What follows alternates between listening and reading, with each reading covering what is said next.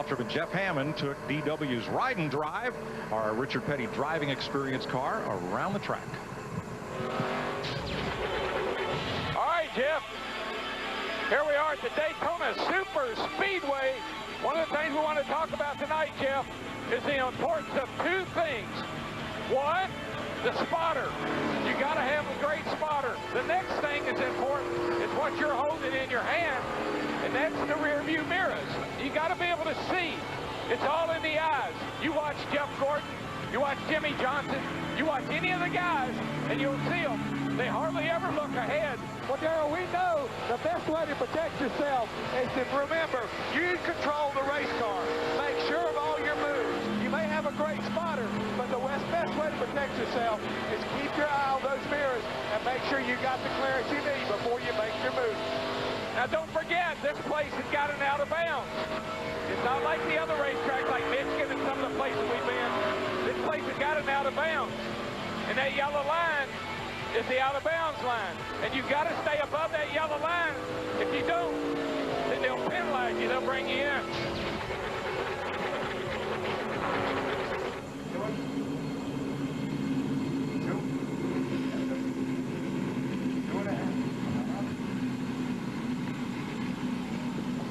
Two and a half miles around.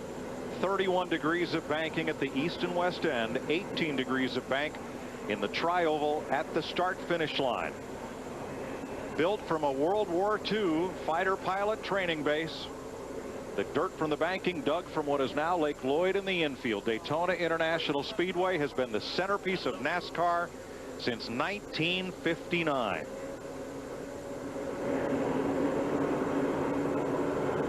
Let's have a look at Larry Mack's racetracks for tonight. Let's take a look at some of the keys to get to victory lane here tonight in this 400-mile race. One thing is out of bounds. DW and Jeff just talked about that in the Ride and Drive. You saw last night in the Busch race, Kyle Busch below that yellow line. He advanced his position. This will take you right out of the equation of being able to win this race. Another thing, we talked about pit stops a while ago. Look at this. This was during green flag stops last night about lap 50. Almost looked like a small version of the Keystone Cops. This can take you right out of the equation. All types of action, penalties by drivers and by crews. Be aggressive, but not too aggressive, because this happened last night in the Busch race with Carl Edwards getting into Michael Waltrip. And if you're not careful, too aggressive, you'll be in the penalty box, and NASCAR is not afraid to use it here at Daytona. Like a lot of other things, a little bit of bumping is good, a whole lot will get you in trouble.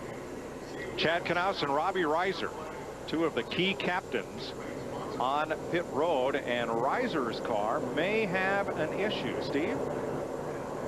Mike, there's a little concern down in this pit area when Matt Kenseth went out onto the racetrack and started to accelerate. He reported to Robbie Reiser that he felt like there may be an issue with the carburetor. Right now, the team sounds pretty calm. Matt Kenseth and Robbie Reiser both composed, but there is some concern about a carburetor issue on that 17 of Matt Kenseth. Number 55, Napa Auto Parts Dodge, starting 19th tonight. You see Robbie Reiser, you saw Chad Knaus, who was not on the pit box and did not get to go to victory lane with his Lowe's team and driver Jimmy Johnson back in February, but came back and has managed to keep that team on the top of the Nextel Cup standings through midseason. Let's go back and talk about Matt Kenseth in that 17 car just a second. Remember, this was an impound race. These teams, they have not been able to work on these race cars since it came off the racetrack from qualifying.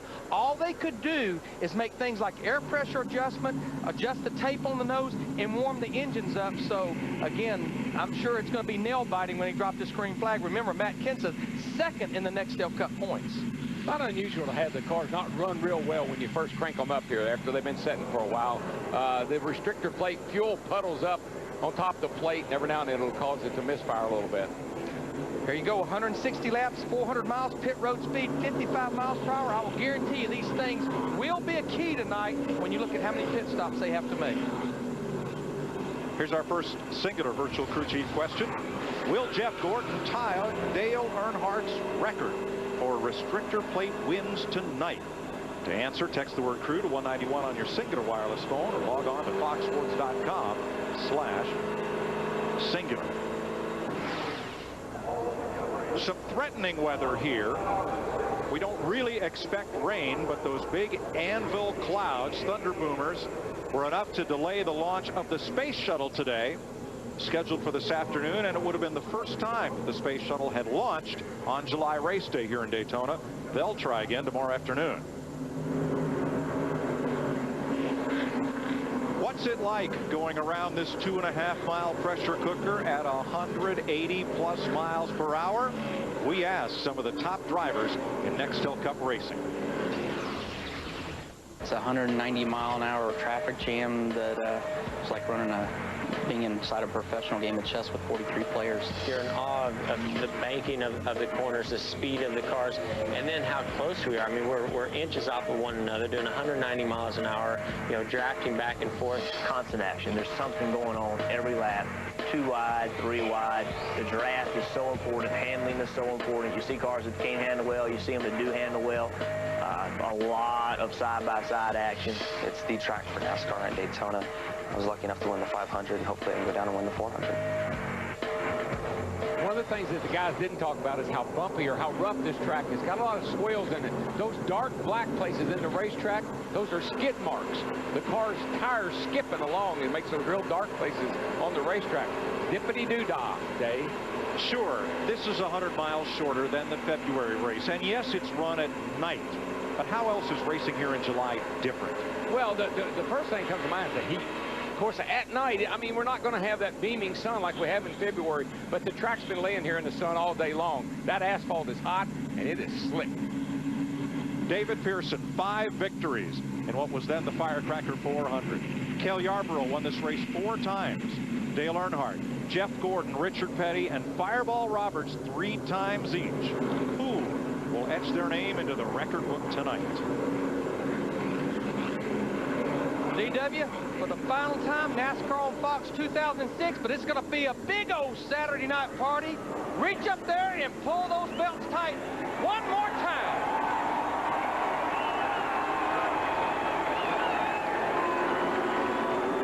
Boogity, boogity, boogity. Let's go racing, boys.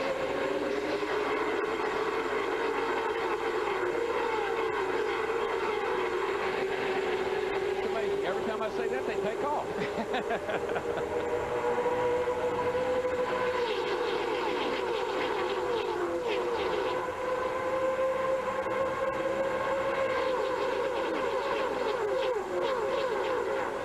Off turn 2, no advantage. Looks like the pace lap, only 3 times as fast. This would like to lead his first lap the most. That man we're looking at right there, that 20 car, get those 5 bonus points and get it done. He only led 151 laps here last year in this race, and he's got the advantage off turn 4. They look just like they did when they took the green flag. Only difference, 190 miles per hour. Tony Stewart, the 20, will lead that lap.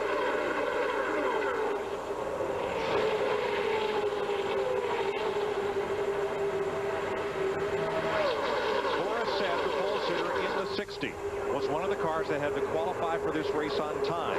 He had a full qualifying setup under the car. Frank Stoddard, his crew chief, called it an extreme qualifying setup. Does that mean he won't be as good in the race as the drivers who were locked in? Well, remember the car right behind him, David Strimmy in the 40 car, same situation. You would tend to believe they'll be okay on fresh tires, but the handling could deteriorate as the car starts sliding around on older tires. Oh, yeah, I'd love to have my qualifying set in for about 10 laps. After that, woe be unto you. Here comes Seth to the bottom, challenging Stewart for the lead. Give it to Tony by a car length. But let's give credit where credit's due that 60 car. That is a Roush car and a Roush Yates engine, so it's a good package with Forrest said. But let's also give credit where credit's due. How many restrictor plate races has the driver been in? Not that many. A couple, and that's it. It's Forrest Sed's 3rd Daytona start. Just saw Matt Kenseth in the 17 car. Remember the report, possibly a carburetor problem. Everything looks pretty good right now on this 17 car. Drivers can be a little finicky at this race. Everybody's a little up tight when you get ready to start this race. So you imagine a lot of things that are really not happening. At this race, how about 36 races? And then you imagine a lot of things that are happening. Whoa, like, Strimmy. Wide. Oh, that's not good for Strimmy. He's got to give that spot back. 3 wide at the line, and Stremme might have dipped 2 tires below the yellow line. And you see behind him, he's backing everybody up because he knows he's got to give that spot back, and he did. That's the rule. As long as you give it back, no harm, no foul. NASCAR may take into account whether or not the driver was forced down to the inside. Watch that silver number 40. I think he chose to go there. You can see right there, had enough room. He stayed off of Morris pretty good, but he did go below. But if you notice, he slows down. The guys behind him back up a little bit, and he lets him back in front of him. No harm, no foul. And that will save him having to make a drive down pit road at just 55 miles an hour in penalty.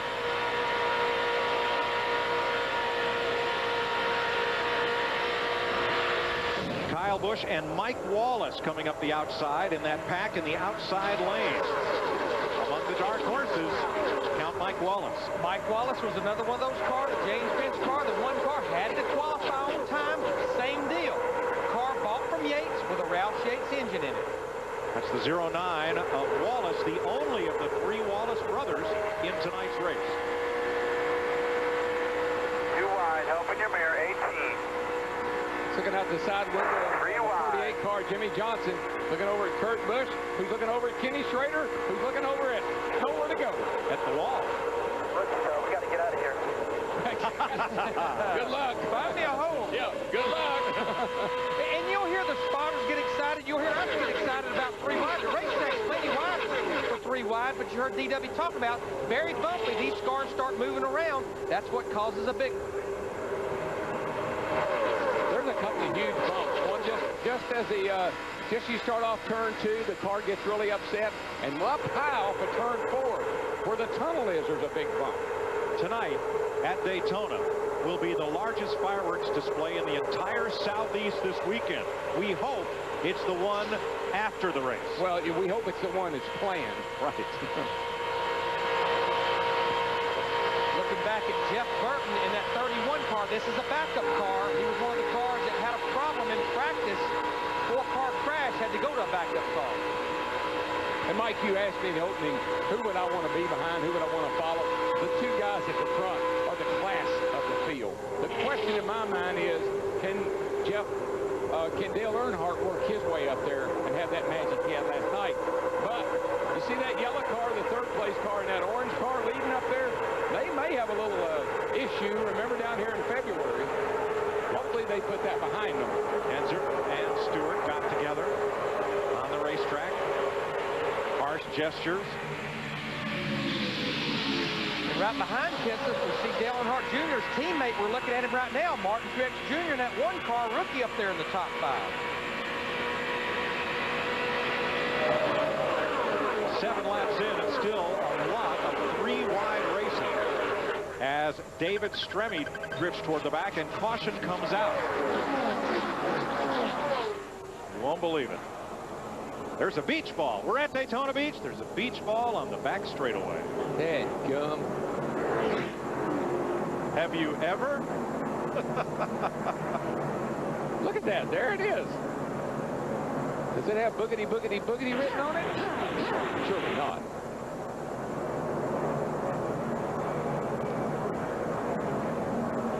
Boy, Greg Biffle and Scott Riggs getting together off the corner. And that's classic Daytona exit of the corner. The car just throws to the outside.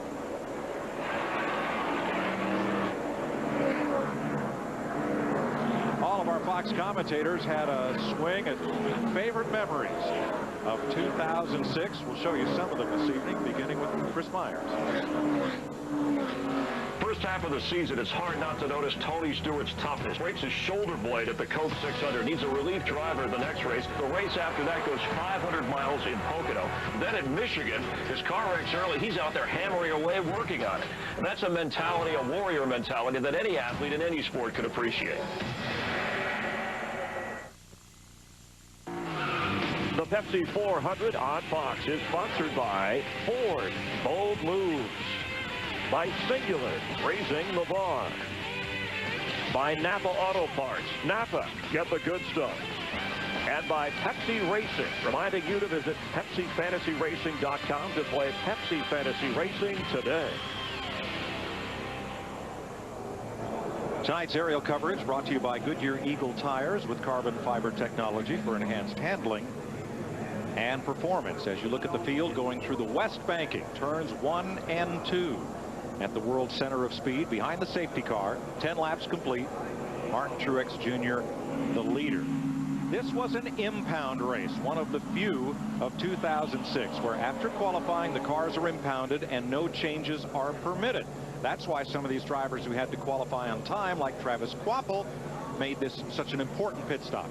Yeah, and I talked to his crew chief, Gary Putnam, on Thursday, and this was all planned. What they're doing right here is they're changing the front springs because you had to start the race with the springs that you qualified with. Looked like they also maybe made a shock adjustment. This was the first pit stop, and you have plenty of time under caution, and he came back on the pit road. Looked like to me they did something with the right rear spring to get it to where it would turn off the corner because they had a real soft spring in the right rear to keep the spoil out of there for qualifying. How about our pole sitter, Morris Seth? Steve? Mike, his comment about the race car was that he felt like it was starting to drift. They changed right side tires, and they also made an air pressure adjustment. Morris hanging in there right now, posting the 11th position. Yeah, Steve, it did. It drifted right into the side of. Who was that he hit there coming off turn 4, Mike? Scott Riggs. Scott Riggs. Said, not Greg Biffle. Right. Morris is the one that got into the side of Riggs. The car looked like it was in a four-wheel drift. Lights out atop the safety car will go green to begin lap 12. Now, all 43 cars made a pit stop. David Stremme actually stayed out an extra lap in that 40 car to lead a lap. Martin Truex Jr. is leading some of his first laps of the year.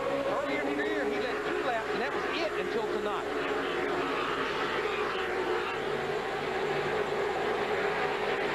All cars on the lead lap, single file restart as you watch them come up to speed. And it takes about a full lap with that carburetor restriction plate that has the horsepower way down to get up to full speed. Almost a full lap around this 2.5-mile track.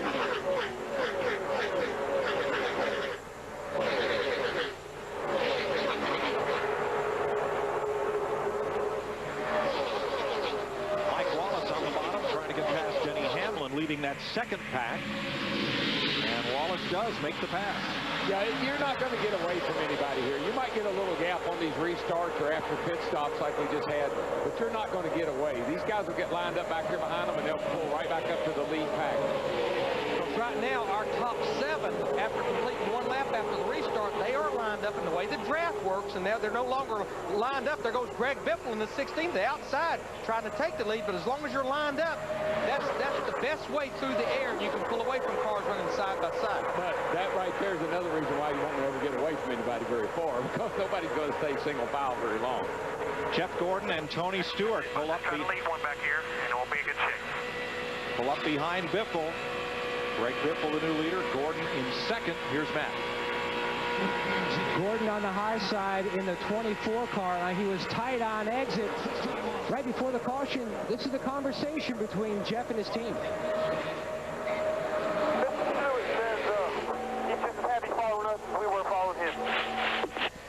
Or does he want to ride, or does he want to try to get back to the front? If I know him, I would assume back to the front. And that's where they're starting to go now. Gordon says he needs to keep his car up front. It runs so much better out front like he is right now aerodynamically. So that's what he's trying to do. And you fight a car not turning here. And when your car's not turning, when you can keep that front end out in clean air, it's getting maximum downforce on the nose. It won't help it turn off the corner. Quite honestly, I never had any car that didn't run better out front. Runs cooler, runs better. It even looks better running out front. Elliott Sadler fighting on the inside to gain a spot from Greg Biffle. Looks like that inside line is working down against the yellow line. The short way around, shorter, J.J. Ailey told us yesterday, by 387 feet than if you rim ride around the wall all the way around. You heard Jeff Hammond and I talking about the mirrors in the cars. And, buddy, you better have some good mirrors when you start getting people all backed up behind you like we see right here. Two very critical things you got to have here. Great spotter, great mirrors.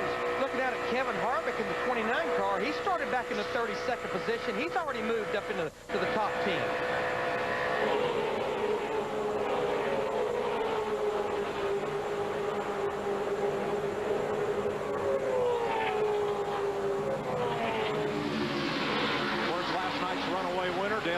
Jr., 25th.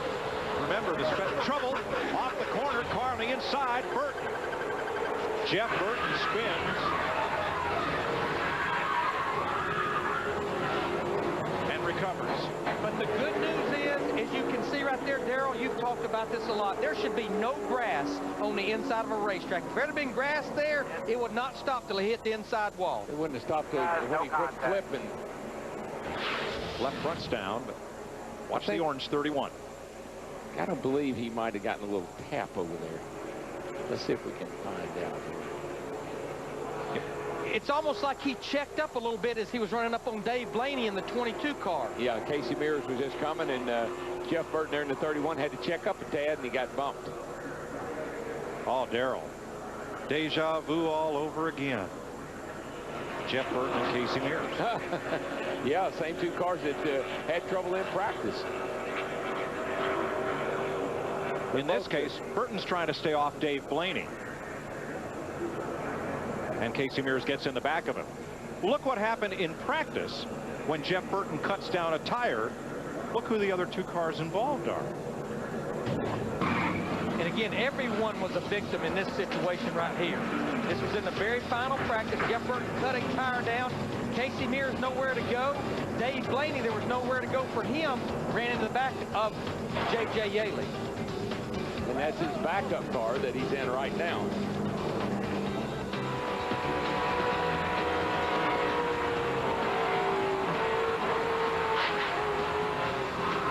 Caution is out for the second time tonight.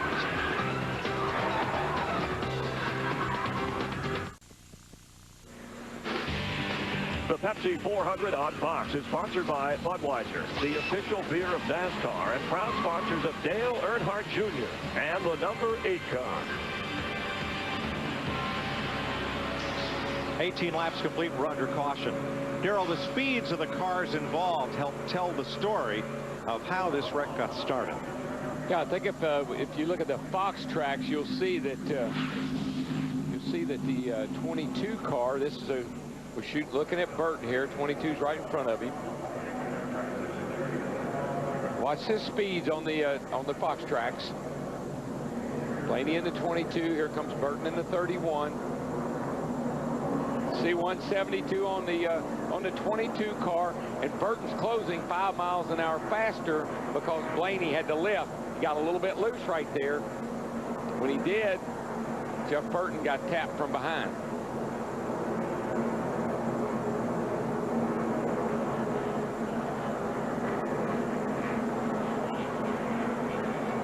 Got her woed down to 30 miles an hour. That's the second caution flag of the night. Everybody's made repairs. Casey Mears is still on pit road as they tape up the nose of his Haviland Charger. And what happened when this caution came out, with about 7 laps on their tires and fuel, everyone but the top 10 made a pit stop. The top 10 stayed out. During tonight's race, look for the password that gives you the chance to win an ultimate racing reward from Pepsi.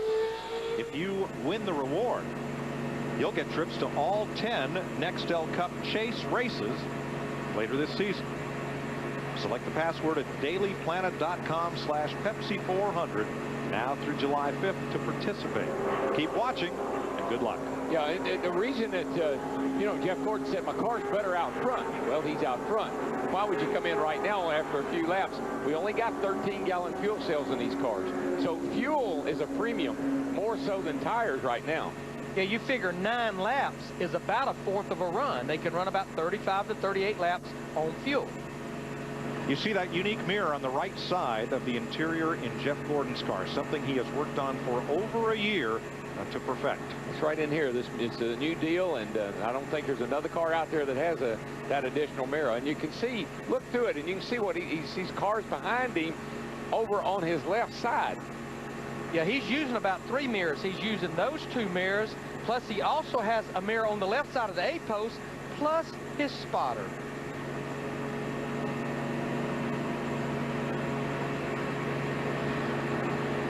And there's a little look at the added mirror out there by the left A post.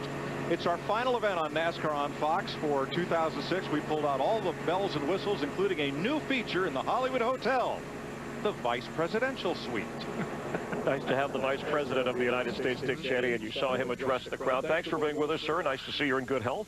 Good to be here. Yeah, the doc signed off on me for another period of time here, so. All right, so good enough to attend the race. You ever address a crowd that big before? I was just thinking 140, 150,000 people. That's probably the biggest crowd I ever spoke to live. Yeah. And you've been to the track before, but your first actual... First time I've been, to a live NASCAR event. I watched it, of course, on television like everybody has, but it is an awesome undertaking. Just the sheer size of the crowd, the energy, the complexity of what goes on in the pits and with the teams and the crews. There's so much to learn about the intricacies of the sport. It's really something. Well, I know right now we're getting ready to go back to a green, so you get an opportunity to see what a restart's going to look like, at least from the Hollywood Hotel. But earlier today we were talking about cars, and you shared something with me I thought was really kind of unique. You haven't driven a car in 7 years yourself. Yeah, it's a bummer. It's the morning that the president and governor announced that I was going to be his running mate, the Secret Service showed up outside my door, and I haven't driven since. They take over. They do it for security reasons, and it's understandable, but it's very frustrating. Now Air Force too, you get to travel around. What was your first car, Vice President? First car I ever owned was a 1949 Chevrolet, and I drove it for a few months, and then the engine blew up on me, and I got $25 for the radio. You've done well since. You must be overwhelmed by the support of patriotism at an event like this, especially around the 4th of July holiday weekend. It is. It's a remarkable period of time. Got to spend some time with the troops today.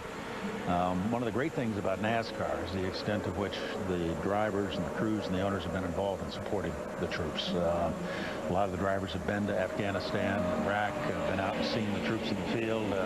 I know oftentimes they get to Walter Reed or Bethesda, where the guys are that have been wounded and coming home, and that's deeply appreciated. There's a symbiotic relationship, mutual admiration society between the young men and women in our military who love NASCAR and NASCAR who pays the support and the loyalty. And speaking of that, I had an opportunity to watch you. You got an opportunity to meet Ken Schrader, who drives the Air Force car, and I mean, he's quite a character. Yeah, well, there are a lot of characters.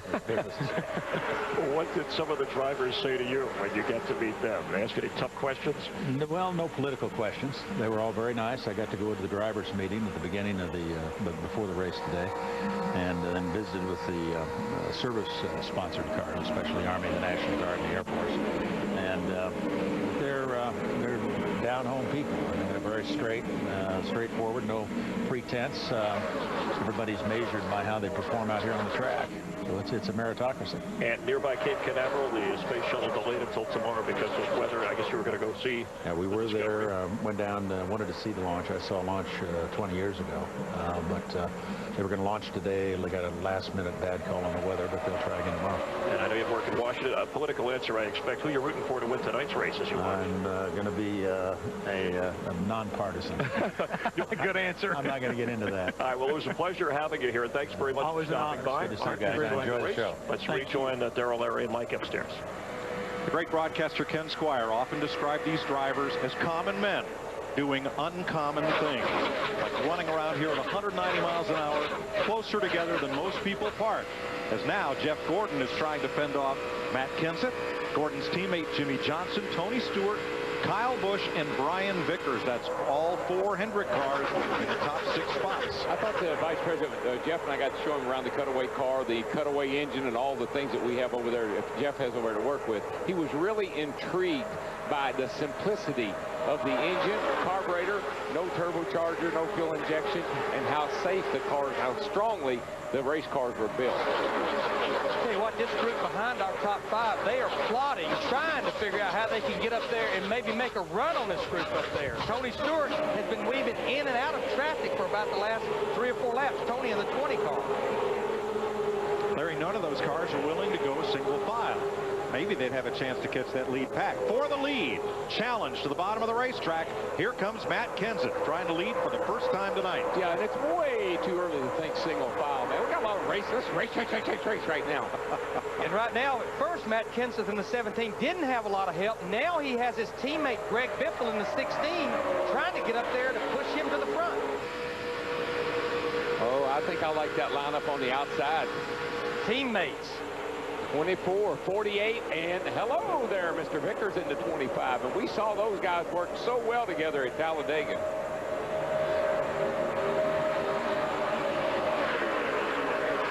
Kenseth has company coming. That other yellow car, the subway machine of Greg Biffle, is Kenseth's teammate if he can just get to the 17. I see, of all the cars running up there in the top 10 or 12, the one right now I'm the most impressed with, they didn't even make a stop on that last caution. That 09 car on the inside, the black car, Mike Wallace. Remember, a go or go homer, they didn't make any adjustments to that car on that first pit stop. Tires and fuel, no stop the last time. Here they are up there in the top 10. Well, I'll tell you another guy, Larry, that's trucking along pretty good, and I feel pretty good about his chances tonight, too. Is that yellow car there, fourth in line on the outside, Elliott Sadler in the M&M's car. They got a little pep in their step this weekend. That car's been running great. Coming off of a good run at Infineon last week, finished in the top 10. And right behind Sadler, that AAA Ford, Mark Martin, who now lives in Daytona Beach, has never won a NASCAR points race at this Speedway, and this is his final try. Martin retires from Nextel Cup Racing at the end of this season. But he has been in every restrictor plate race. He, Michael, and Kenny Schrader have run all 74, I think it is, restrictor plate races. Yeah, he holds the record for a 500-mile race at Talladega, caution-free, I'm thinking about 2.5 hours.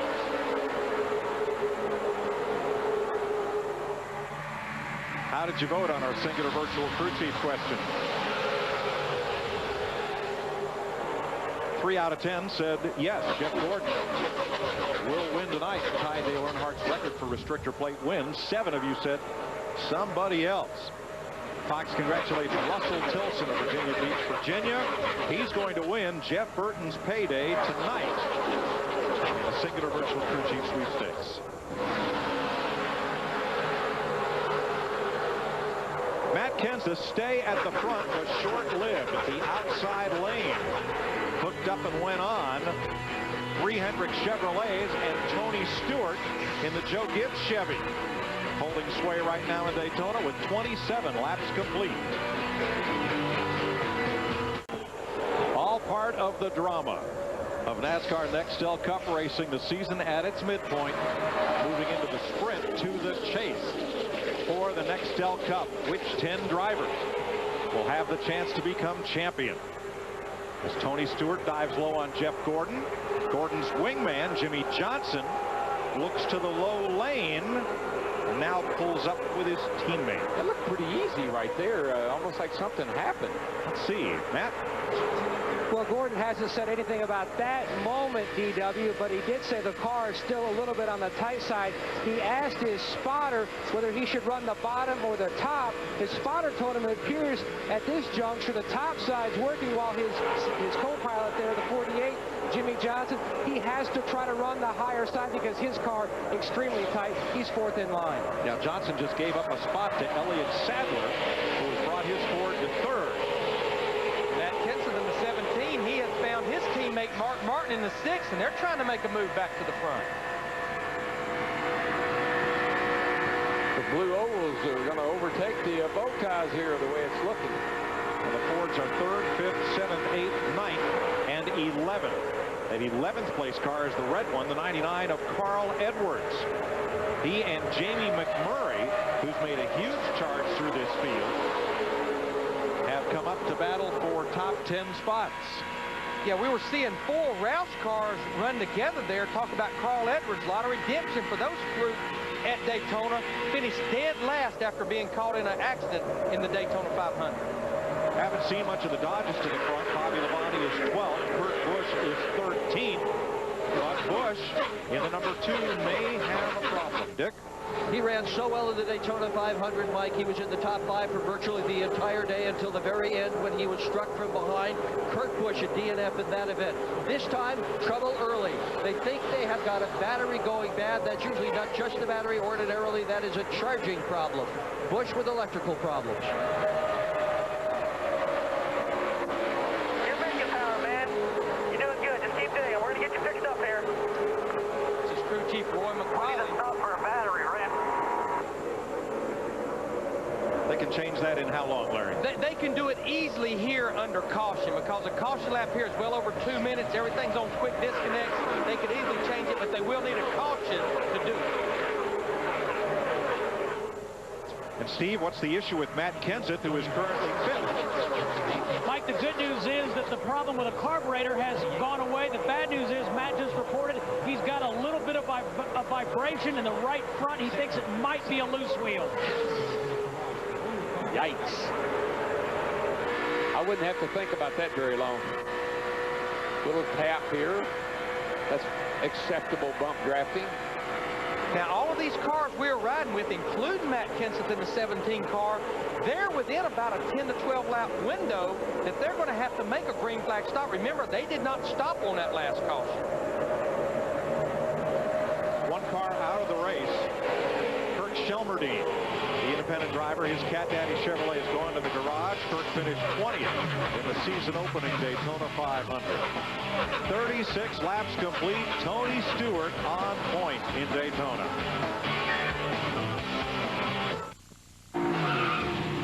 The Pepsi 400 on Fox is sponsored by Pepsi Racing, reminding you to visit PepsiFantasyRacing.com to play Pepsi Fantasy Racing today.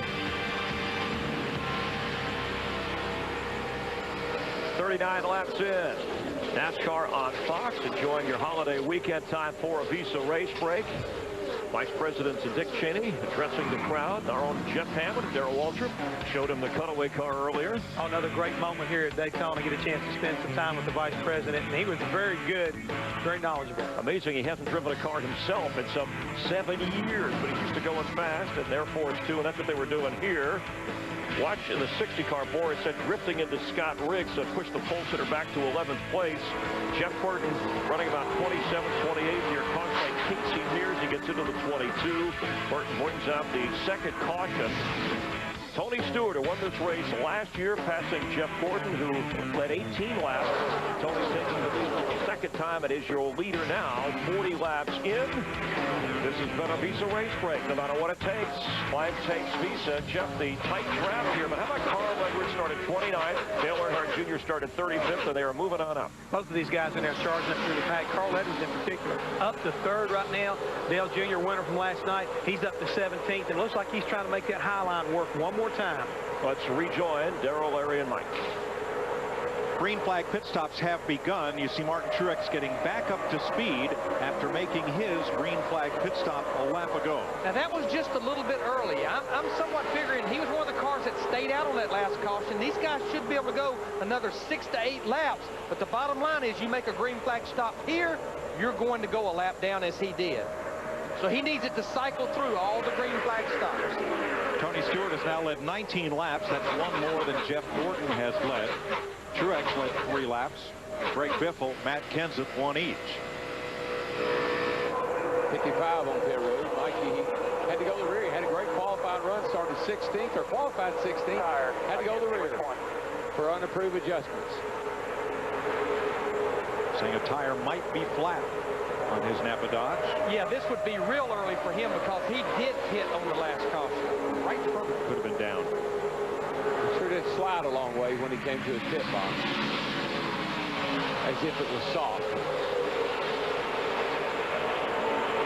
In the last 10 restrictor plate races, Tony Stewart, your leader, has scored the most points, has the most top 5, 7, the most top 10s, 9, the most races led, the most laps led, the best average finish.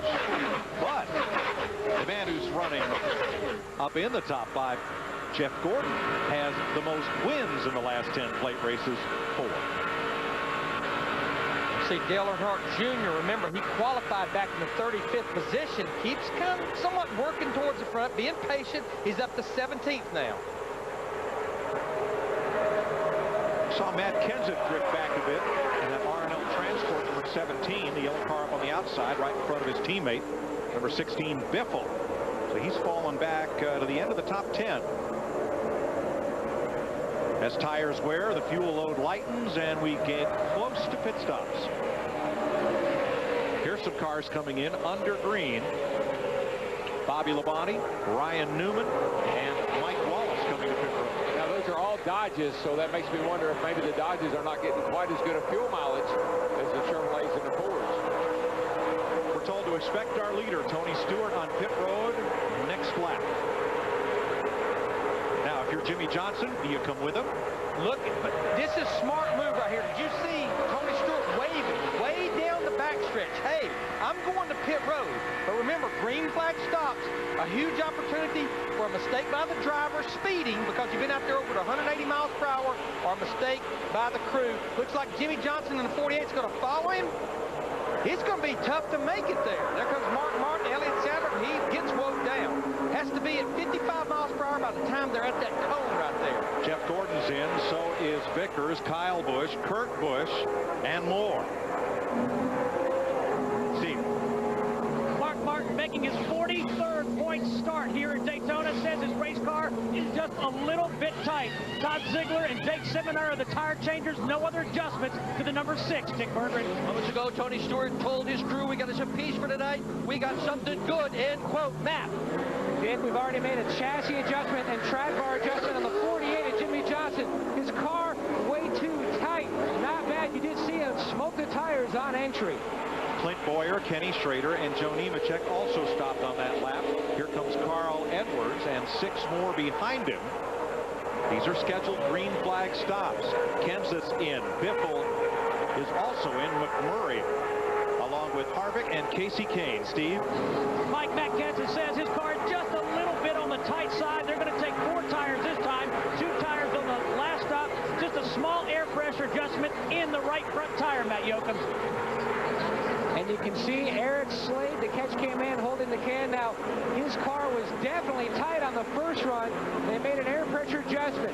Really helped. The 99 of Edwards had a strong night last night, and he's away. Morissette, the pole sitter, also stopped on that lap. Robbie Gordon has led a lap here in the Pepsi 400 in his Harrah's number 7. Robbie's a fellow who lives it on the edge. He races in Baja. He races in Nextel Cup. He once almost won the Indy 500. And for relaxation, he has an 1,100 horsepower Speedway. And Robbie Gordon in the 7, Dale Jarrett in 88, they actually made their pit stop on lap 17. They should be able to go another 7 to 8 laps. 1,100 horsepower, and he's not afraid to use it.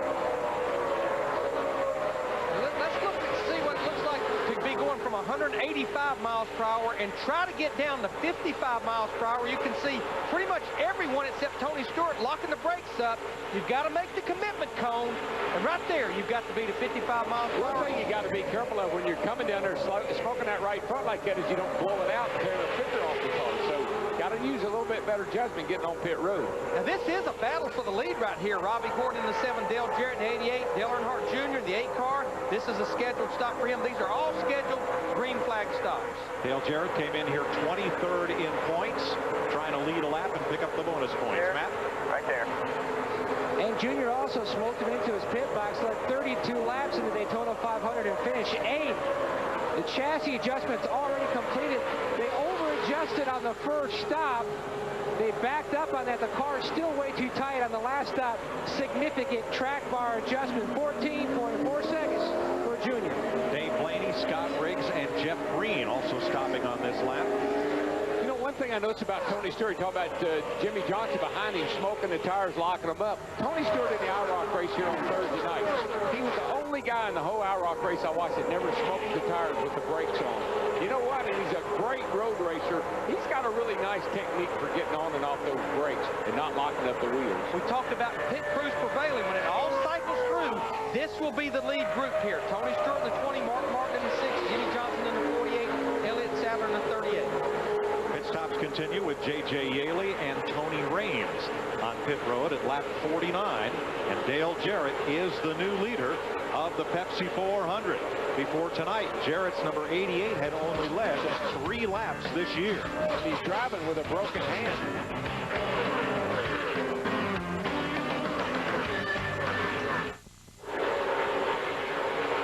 David Stremme in that silver Coors Light car led a lap, and then all 3 Ganassi cars pitted together. Reed Sorensen, Stremme, and Casey Mears.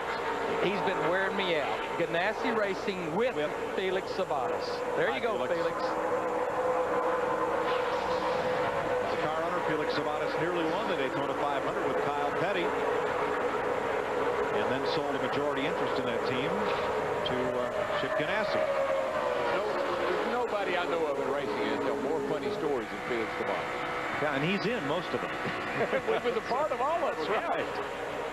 Right now, it looks like our top 11 cars, all the way from Tony Stewart, the 20, back to Matt Kenseth in the 17 car, they're all within about a second and a half. You can see the line right there. They pretty much have broken away from the rest of the field after this cycle of green flag pit stops.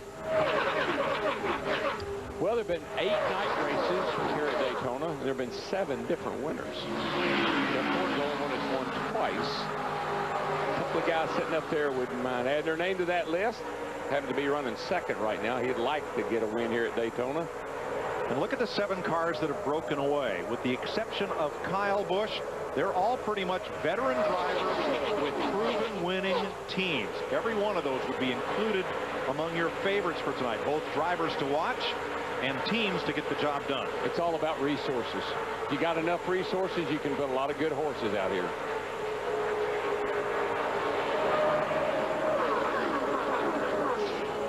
56 laps complete. Tony Stewart the leader. Mark Martin right on his bumper. Here's Dick Bergman. We're talking back to the CEO of Daimler Chrysler. You never know who you're going to meet here on pit road. Tell me about your future with NASCAR. Will Daimler Chrysler increase its support of the teams, decrease it, or stay the same in the future? Well, we are very happy with Dodge at NASCAR, and therefore clearly we will, if anything, increase our engagement here. It's so good for our production cars like Caliber, like Ram, all the other Dodge cars. So we definitely stay here, and if anything, even stronger. New cars coming? Yes, of course. We have lots of new cars coming, and we might consider them for NASCAR as well. Okay, congratulations. Joy to have you here. Mike? Today, Tom Lasorda, CEO of Chrysler Group, announced that Dodge will build the Dodge Challenger and bring it into the showroom in 2008. Dodge's new marketing campaign, AskDrZ.com. That is Dieter Zeitcher on the hood of Casey Kane and teammate Jeremy Mayfield's cars, combining American and German engineering. There's our leading Dodge Chargers in the race. And you know, I hear mixed reviews about the car tomorrow. You know, the manufacturers don't like it. Well, the fans don't like it. Well, some of the drivers don't like it. But you know what? Looking at that 16 car that we looked at down in the cutaway garage today, it just looks like any other race car to me, other than that rear wing it has on it. That's a little unusual. You know, I tried to talk to a lot of the Dodge crew chiefs in the garage area this morning about their qualifying. We only had 3 Dodges that qualified in the top 20, and 2 of them were pretty much go or go home. But I keep going back to February, the Dodges were strong. Casey Mears in the Dodge finished 2nd. Ryan Newman finished 3rd. But right now, here 57 laps in this race, we only have 1 Dodge in the top 10, and that's Kurt Busch in the 2 car. Kind of funny how that works, Larry. You get a car that's good at Daytona and Talladega, won't run all that well at the other racetracks. Now they got them running good at other racetracks. 57 laps complete. 10 cars within 1.2 seconds of race leader Tony Stewart. Hey, huge story this year, Matt Kenseth, driver of car 17. What a difference a year makes for Matt Kenseth. 9 top 5s, almost half of his finishes. Won twice, just 100 points out of the lead. That's championship stuff. 4th of July weekend, NASCAR on Fox in Daytona. And our aerial coverage brought to you by Goodyear Eagle Tires with carbon fiber technology for enhanced handling and performances.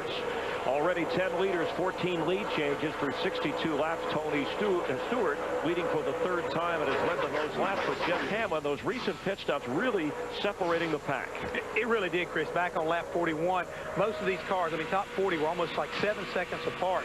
But through all the pit stops they've been making, this field has been broken way up. And this, to me, shows how important good, fast pit crews are. But more importantly, NASCAR came with small fuel cells to do exactly this. And Larry Mack, right now, it's working tonight. Well, it is, Jeff. And I think Hamlin handles part of that. But one thing I've been watching, Jeff, we've been talking about the top 11. Now, they're lined back up now. But look at this group right here led by Ryan Newman behind here in the 12 car. This group, they have not moved out of position for the last 10 laps. Why? Because they've watched that front pack starting to dice around a little bit, and just slowly but surely they're reeling that group in as long as that front group keeps dicing around. Ryan Newman, Bobby Labonte, Jamie McMurray, and Kevin Harvick trying to catch the leader. Now here's our pole sitter, Boris Said. He is back in 36th place after making a pit stop. As we told you, he had a go-for-broke qualifying setup in the car, won the pole, but it wasn't the best race setup, and the rules dictated you were not allowed to make changes after qualifying. But Steve Burns, mission accomplished for this group, because you know what? They made a noise down here, and they are in the 2007 Budweiser shootout now. Yeah, and Larry Mack, he said he anticipated being drop kicked early in the race. His latest report on the car is that it is way too loose.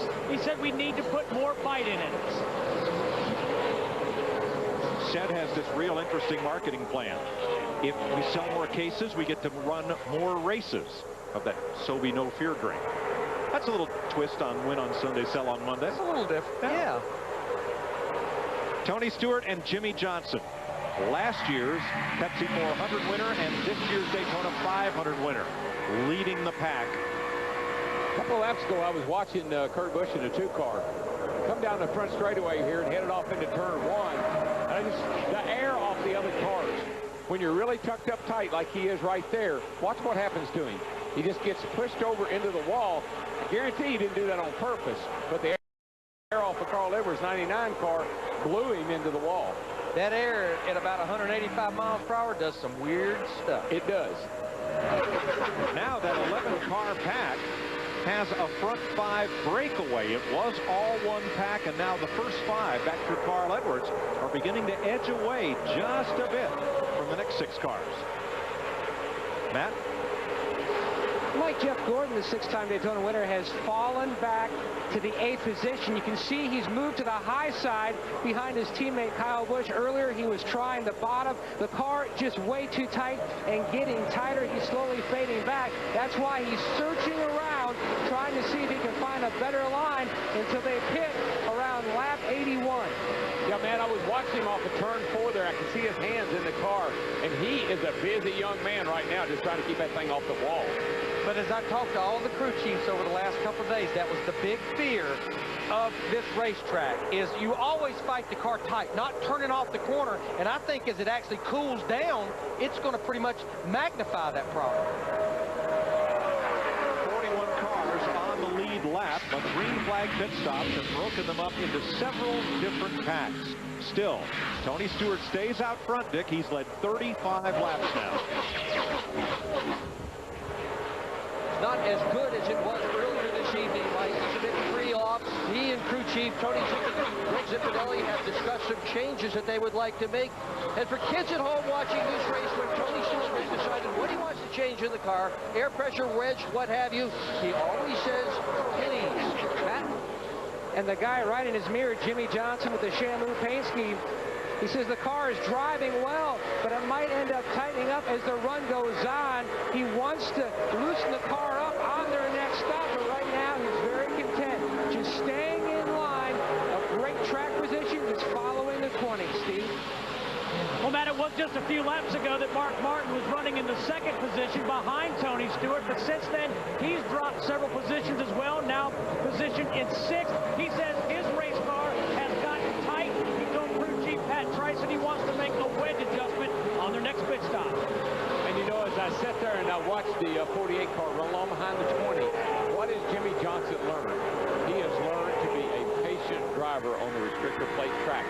Don't take the lead until you need to. Don't make any erratic moves. He had a lot of guys ticked off at him there for a race or two on the restrictor plate tracks, but he's got his game together now. The Nextel Cup point leader has not led tonight.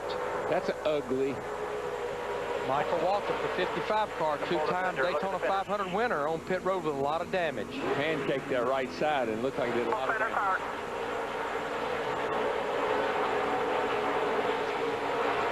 The track stays green as Walter pits. See what happens here. He's going down.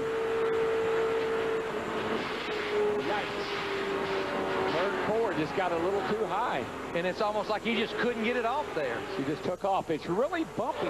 I tell you, this track has got a lot of big bumps in it. I don't mean the kind that jar you. I'm just talking about the kind that are kind of little swells in the asphalt.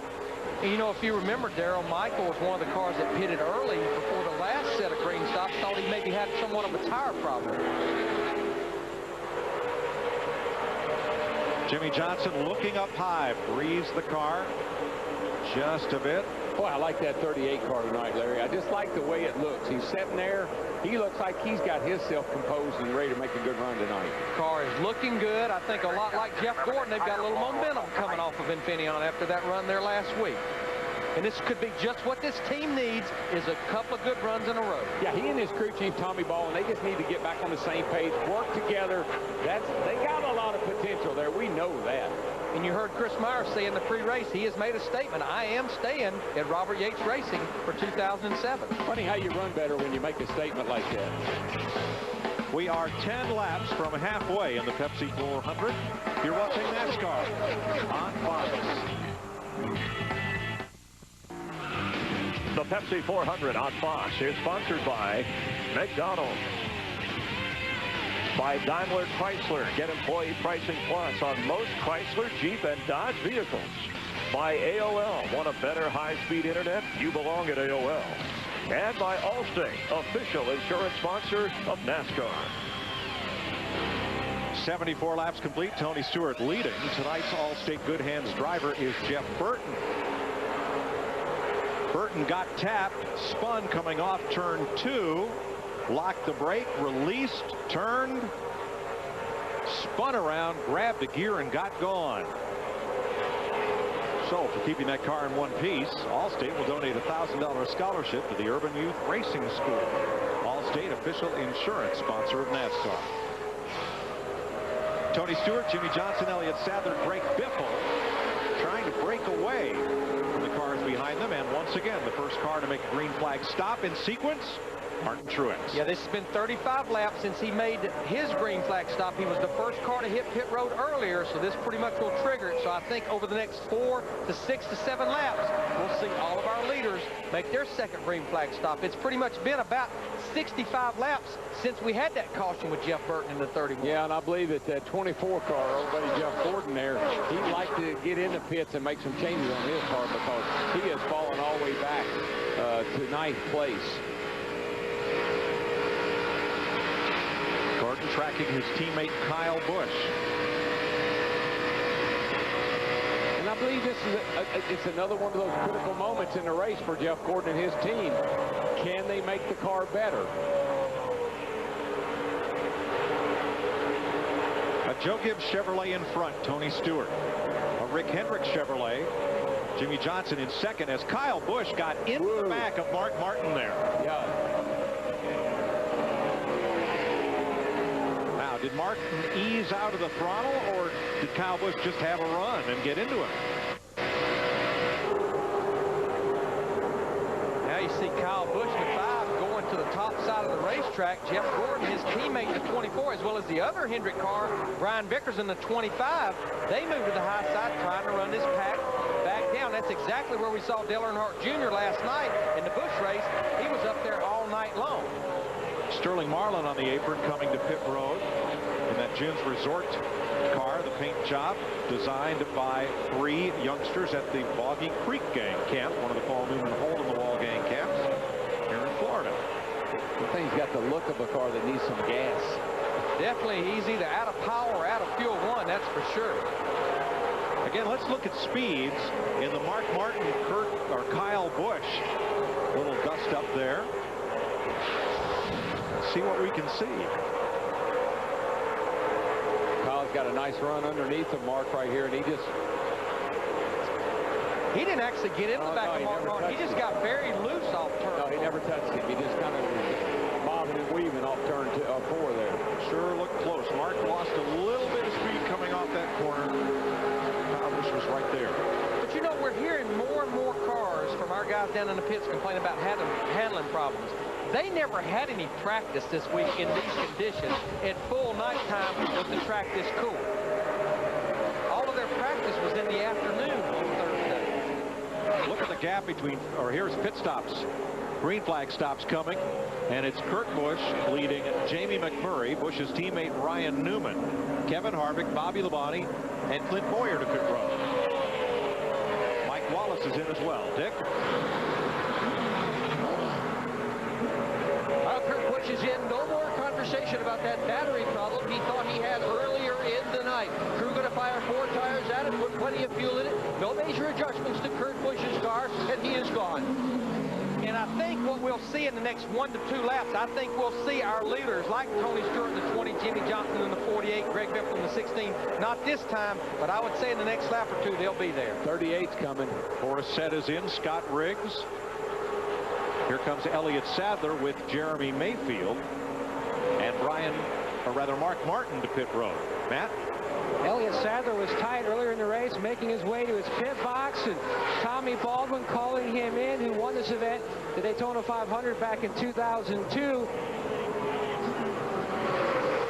You can see they're going to make another chassis adjustment, still trying to tweak the balance of that race car. As Tony Stewart on the left of your screen still leading the Hendrick guys, ready to make their next stop, and they will try to pit with their teammates. Jeff Gordon is called in the pit road, as well as the 48 of Jimmy Johnson. You can see them peel off looking through the front of Jimmy Johnson's Chevrolet to Steve Burns. Matt, 17 of Matt Kenseth hits his pit stall. He says he's loose on side bite. They're going to make a pretty big air pressure adjustment and a track bar adjustment. He's also saying he's unbelievably hot. He wants water. Let's go to Dick Burton. Tony Stewart said before this race, patience at Daytona is the gospel. He has been very patient behind the wheel, very cool, very calm. The crew has been flawless. Many. 2 rounds up already on the track bar, Dick. Ron Malik. Great stop. Oh, a little bit slow on the left front, Mike Trower. But good stop by the Lowe's guys. Boy, it got tight down there, Dex, at the pit road. They were about 4 wide, and that's about the only width that you have there is enough for 4 wide. Good thing that Jimmy Johnson in that blue car there didn't hesitate. It could have been a wreck, but he shot right through the gap and kept going. Carl Edwards has led a lap in his Office Depot Ford, and now he comes to pit road. That's the Taco Bell car of Chad Chaffin alongside. So Edwards surrenders the lead to Dale Earnhardt Jr., who leads for the first time tonight. And you know, you talked about practice, Larry. They had 160 laps of practice here last year. So they haven't changed much on these cars, these restrictor plate cars. Dale Earnhardt Jr. gets those 5 points. I anticipate he'll be in probably the next lap in the 8 car. Matt? And the crew chiefs, Mike, all communicating down here on pit road, just so that way they wouldn't have any issues entry and exit. Carl Edwards stop already complete, 14.2 second air pressure adjustment. He was tight. Denny Hamlin and J.J. Yaley, the other 2 Gibbs cars, besides Tony Stewart, will move up in the running order behind Dale Earnhardt Jr. They were among the last to pit in the last sequence. But look what a lonely man he is right now, running along all by himself, Dale Jr. Nobody to help him. Yeah, I mean, this pack right here, they're running in the high 47s that we're looking at. Dale Earnhardt Jr., 49.10, need to get to pit road and get back out there with the group. You're losing a lot of ground. Tony Raines and Reed Sorensen make stops as Jr. continues to lead over Hamlin, Yaley, Robbie Gordon, and David Stremme. Got a whole lot of racing going on right here, boys. It's for 7th place on back right now. Oh, but when it cycles all through here in a few laps, it will be for the lead. I think it's Jimmy Johnson's time to say, let me see if I can pass this dude or not. Next time by. Next time by. It's the call to Dale Earnhardt Jr. That's his crew chief, Tony Eury Jr. Once again, a 49.24 that lap. The group we're watching in the high 47, and he's losing about a second to a second and a half per lap to those guys. And the cars right behind him are now pitting. That would be J.J. Yaley, Robbie Gordon, and Denny Hamlin. Strong move by that Shamu. Swam right into the lead. Jimmy Johnson in the 48 car, a little special paint scheme this week. You've been waiting all night to say that, haven't you? Well, it's on the hood, you know. Well, Believe is the new Shamu show at SeaWorld, and that team believes. They went to victory lane in the Daytona 500. And now they'll try to get back out front as Dale Jr. comes into the pits. Right there, you need to be at pit road speed. In the leaders, what will be the leaders, they're halfway down the backstretch. He's going to be borderline of going a lap down, and I think a lot contributed to the fact running out there by himself for those 3 or 4 laps. He's just now to his pit box. The leaders are in the middle of turn 3 and 4. Matt? Junior, 2-time Daytona winner. His crew chief, Tony Ewing Jr., trying to stretch it for fuel. Chassis adjustment. Junior said he just has a weird feeling with the right front of the car. He just doesn't get a good feel. It makes the car loose. Well, he went a lap down, that's for sure. We got a real racer for the lead. These guys are battling, man. Well, it's not quite for the lead, Darrell, because David Stremme has not yet made this pit stop. So the Coors Light Dodge, which had to make the field on time, is your leader right now over that snarling pack led by Matt Kenseth. And here comes Stremme. I'm never sure what Tony's doing. Tony has got a fast car. We know he's led a lot of laps. Seems like he falls back, like he's trying to see where he needs to be if it comes down to a shootout.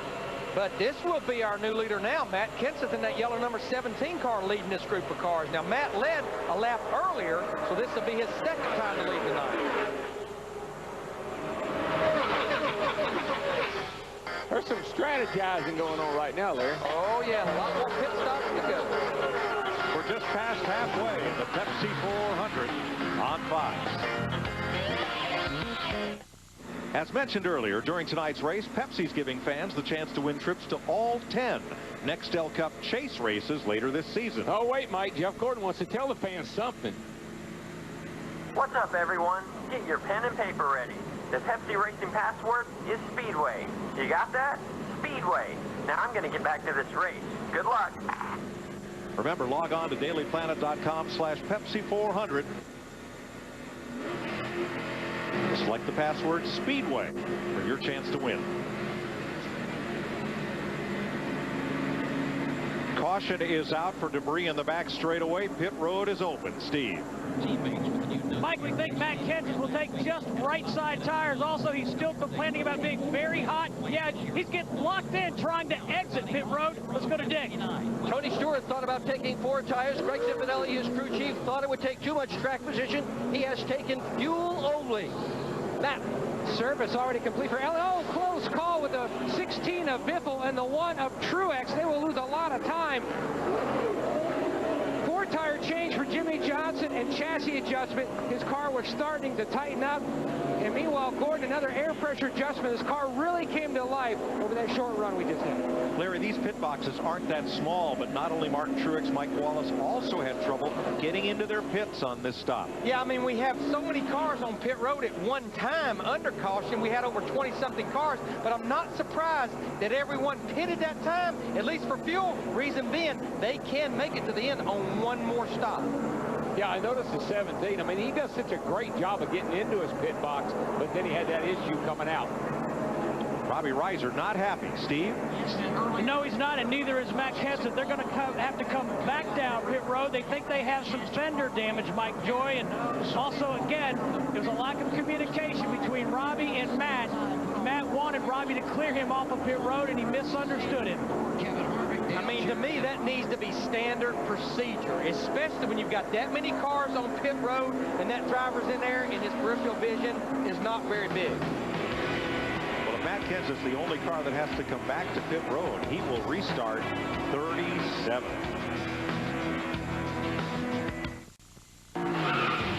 The Pepsi 400 on Fox is sponsored by Visa. Go on, live life, and remember that no matter what it takes, life takes Visa.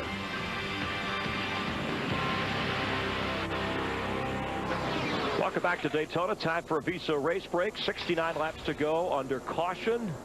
Top 6 cars, all Chevrolets. Dale Earnhardt Jr. leading the way. Tony Stewart has led the most laps, defending champ in this race, leading a 49 laps so far. But that recent round of pit stops, and you talked earlier about how critical here, getting in and out on pit road, we saw some examples of how not to do it. Yeah, we saw some examples that some guys came in and decided to try to put gas in. And the lead cars, when you make an early stop like that and you get rolling along, I mean, you can get you in trouble. Matt Kenseth, he was parked way up to turn 4. He made a quick stop for gas and right side tires. And when the crew finished up, all of a sudden, the rest of the field was still coming in. We've got 37 cars still on the lead lap. So when they finished up the stop, he started to pull away. Automatically think he gets into, I think, the 38 car of Elliott Sadler. So it did damage to his car as well as the 38 car. So 38 car starts out, and he gets caught up in another melee between the 1 and the 16. So a lot of chaos right now on pit road, guys. And Larry McReynolds, you know that's not what you want. There appears to be some damage to Sadler's car. This has been a Visa race break. No matter what it takes, life takes Visa. All I know is all 3 cars in trouble. They're all yellow. Dale Earnhardt Jr. and J.J. Ailey did not pit, so they lead the field down for this restart. Well, we were questioning the strategy on Dale Earnhardt Jr. in the 8 car. What his crew chief, Tony Urey, was doing before that caution came out, he was trying to get to a window where he could make it on one more stop. The caution was still his friend, but now what Dale Earnhardt Jr. and J.J. Ailey have to do, they have to run 2 segments of 38 laps apiece to get to the end by making it on one more stop. Can they do that? I think so. The window this morning, talking to the crew chiefs, was somewhere between 36 and 38 laps. We normally see the Chevrolets get a little better mileage than some of the other makes. I think you're right on his pit strategy, which could turn out to be a good thing. But his car hadn't shown to be all that fast tonight. But I still say the caution was a good thing. Oh, yeah. I mean, he played it perfectly. Rookie J.J. Ailey trying to lead here at Daytona. Nipped by Dale Jr. at the line. And we pretty much know the other 35 cars on the lead lap, by pitting them, they should be able to make it to the end on one more stop. Ailey. And Joe Gibbs, Interstate Battery Chevy, steams around the outside and brings Jeff Gordon with him. And there's Ailey's teammate and team leader, Tony Stewart, the defending Nextel Cup champ in Big Orange. Third in line, the Home Depot Chevy. Well, this will be the first time Tony Stewart has seen a teammate up there with him tonight. His other teammate, Denny Hamlin, in the 11, back in the 11th spot right now behind him. He's still outnumbered, though. You got a whole lot more Hendrick cars than you got teammates for the 20 car. Ailey will lead this lap. From Stewart and Brian Vickers. Vickers in the 25 drove a very heady race last night in the Wood Series event. His restrictor plate game has really picked up. He was 7th here in February. He was 3rd in Talladega a weeks ago. And here he is tonight. And 2nd last night. Here he is tonight doing a good job again. Drafting off Jeff Gordon as they both drop to the bottom, and they want the lead from the 2 Joe Gibbs cars. Gordon back to the front. The biggest thing I have noticed with Brian Vickers, he's a good teammate. He very well maybe could have won that race at Talladega, but he was a good teammate to Jimmy Johnson. Here's Matt. And that's exactly what he's doing, Mike. Just like Talladega, being very patient, hanging with his wingman. One of his teammates right now following the 24 of Gordon, just trying to stay in line. The car a little on the free side as his teammate, the 5 of Kyle Busch, his car has been free as well. He dives to the high side. I'll tell you how good a teammate he is. When in Charlotte where he buffed in tires for his other teammates. Yeah. After he had had a problem and they needed buff tires, and he went to work and buffed tires for his teammates. Here comes Tony Stewart in that 20 car all the way to the bottom. He's got help from Greg Biffle in the 16 pushing him. Tony is one of the Pied Pipers we talked about at the top of the show. Wherever he goes, cars will follow. 3 wide right behind him. They are 3 by 3 by 3 by 3.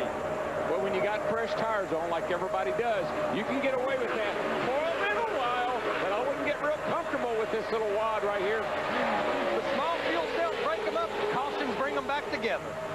Everybody wanted to follow Stewart. It's Stewart who is getting away with Jeff Gordon. 96 laps into this race, and we have 30 cars within 2.5 seconds of each other. Well, we still got 37 cars on the lead lap. Right now.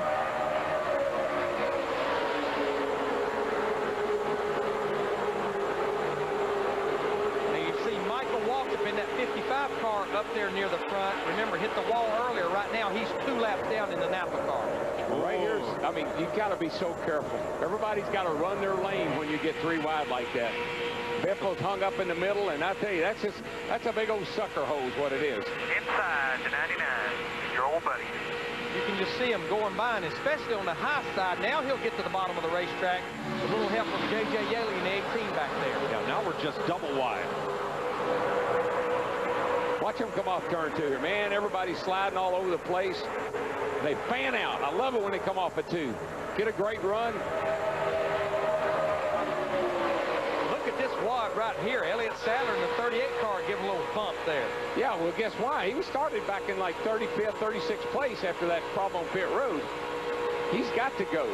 He and Matt Kenseth both started at the back of this wad right here. And we're looking at Kurt Busch in the 2 car. Those guys changed the battery under that caution. So these 2 drivers, as you look from Jeff Burton, Matt Kenseth and Kurt Busch, have both gained 16 positions since the restart. At point, Brian Vickers wants to lead a lap. He's trying to get some help from his teammate on the bottom side, Jimmy Johnson in the 48. 3 Hendrick cars at the front off turn 2. I tell you, I've said this time and time, I'll say it again tonight. That Brian Vickers is a lot different race car driver than he was before he announced that he was going to lead that team. Brian will drive for Red Bull Toyota in 2007. His slot on the Hendrick stable will be taken by Casey Mears. Side by side at the line. That will be a near photo finish. Gordon had the edge. We have a score monitor that shows the delta. The delta between Jeff Gordon and Brian Vickers that lap, 0.000. Dead heat. Not even a thousandth of a second separated them. Man, it's like 1959. Tony Stewart getting shuffled back in that pack. Here's our second singular virtual crew chief question of the night. Who is the current king of restrictor plate racing? Take your pick. And yeah, pick one. Text the word crew to 191 on your singular phone. Log on to foxsports.com/singular. Hey, Dale Earnhardt Jr. in the Budweiser car in the middle. What's that song, Stuck in the Middle with You? Now, he's been getting help from his teammate, Martin Truex Jr. in the 1 car. After having that problem on pit road, making a green flag stop, he's 1 lap down, but he's definitely trying to be a good teammate to Dale Earnhardt Jr. And a lot of 3 wide from 4th place on back. That's the eye of the storm right there. It really is. I got to tell you, they can't just keep doing that.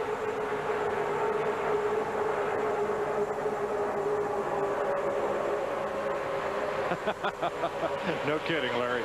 I feel trouble a-brewing. Larry always wanted to work for a weather channel. I love it. But I could do it with a racetrack. You just can't get away with this forever. You see how the 17 car was dancing around in the middle in that pocket there. Sooner or later, somebody will get a little loose, slide up into somebody. Saw Jeff Burton. He's wobbling all back in there. You just can't keep doing that. But while this is going on, we have 4 Hendrick cars at the front lined up. Vickers, Johnson, Gordon, and Kyle Busch. And look who's right with him. Bobby Labonte in Richard Petty's number 43. By far showing the most strength as a Dodge tonight. Labonte restarted 15th. He has climbed to 5th.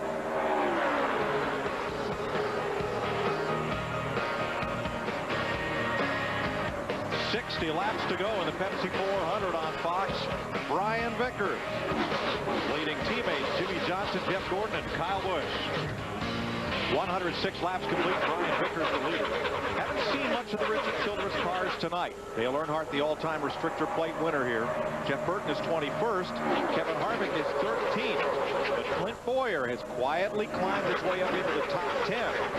He is 8th right now in car 07, and he's been doing it on the inside without much help.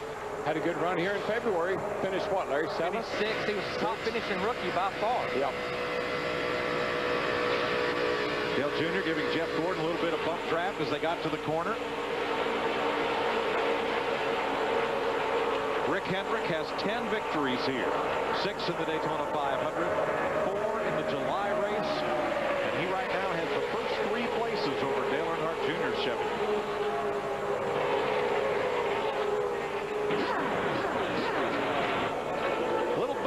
adjusting here. Now watch Jeff Gordon up on the high side, and Brian Vickers coming. They work on the 20 of Tony Stewart. Just watch these two cars take off. Just one pushing the other and just pushing right to the front. 6 to 7 miles per hour they gained, but Darrell, that was textbook bump drafting by Brian Vickers. Bump, bump, got off.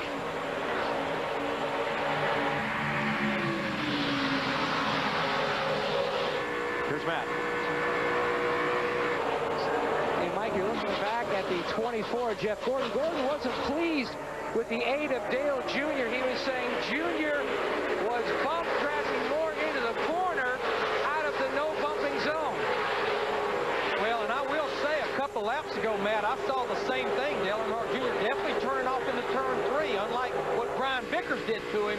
Definitely was doing a little bump drafting getting in. You see that cat right there? Where was he when they restarted this race? About 36. 36, 37. He's running 6 right now. He has come through the field, baby. Matt Kenseth in the 17 car had that problem on the pit road. Tony Stewart to the outside, around the point leader Jimmy Johnson, and hunting the lead off turn 4.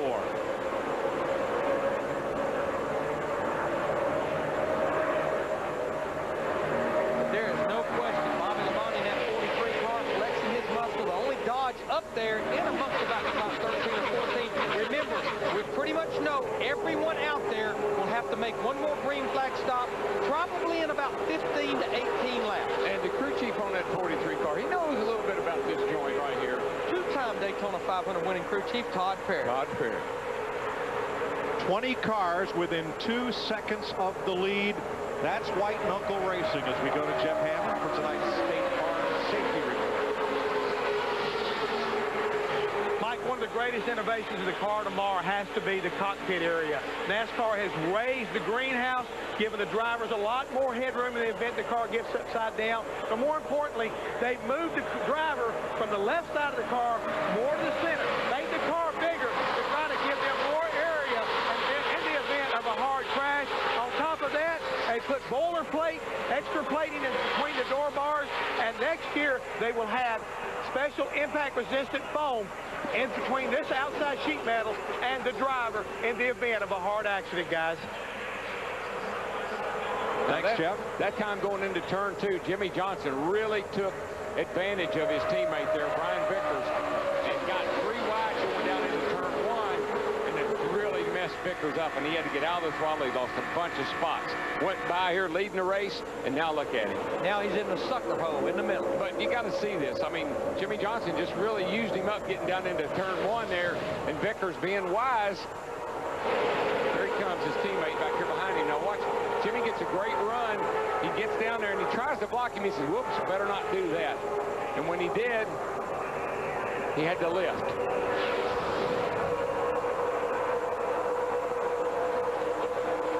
Little contact between Jeff Burton and Reed Sorensen as well as they fight for 19th position. Watch that bright orange 31. Sorensen in the target car. Ooh, bullseye. Boy, that 31 car has got to have a sign on it somewhere that says, hit me here. I believe he'll be glad to get out of Daytona. I think he will be, too. A couple of cars I do want to update. Elliott Sadler in the 38 car, we talked about the problems that Matt Kenseth had. Remember, Elliott Sadler had problems on pit road, restarted way back. Now he's fighting his way back to the top 10 as he drives by Dale Earnhardt Jr. in that 8 car. Now, it's a whole lot easier to come from the back to the front than it is to get to the front and stay there. You got all the cars to draft off of. You got a lot of options when you're coming through the field. You know, I feel for Brian Vickers. 2 laps ago, he was leading this race. He has now slipped to 15th in that maelstrom of 3 wide racing. And it was another example of being a good teammate. He didn't want to block Jimmy Johnson, and because of that, he lifted out the throttle to give Jimmy room, and he paid the price.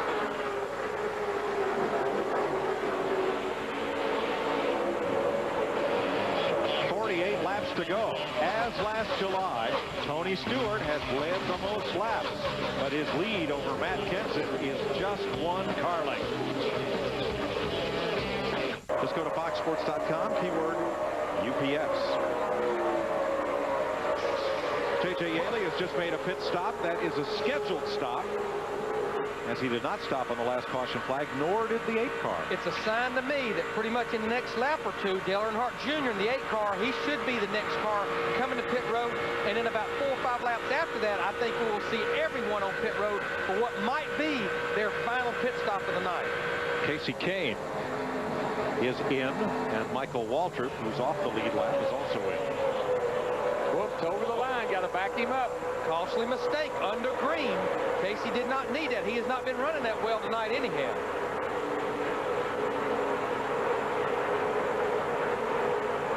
Kane pitted out of 25th place.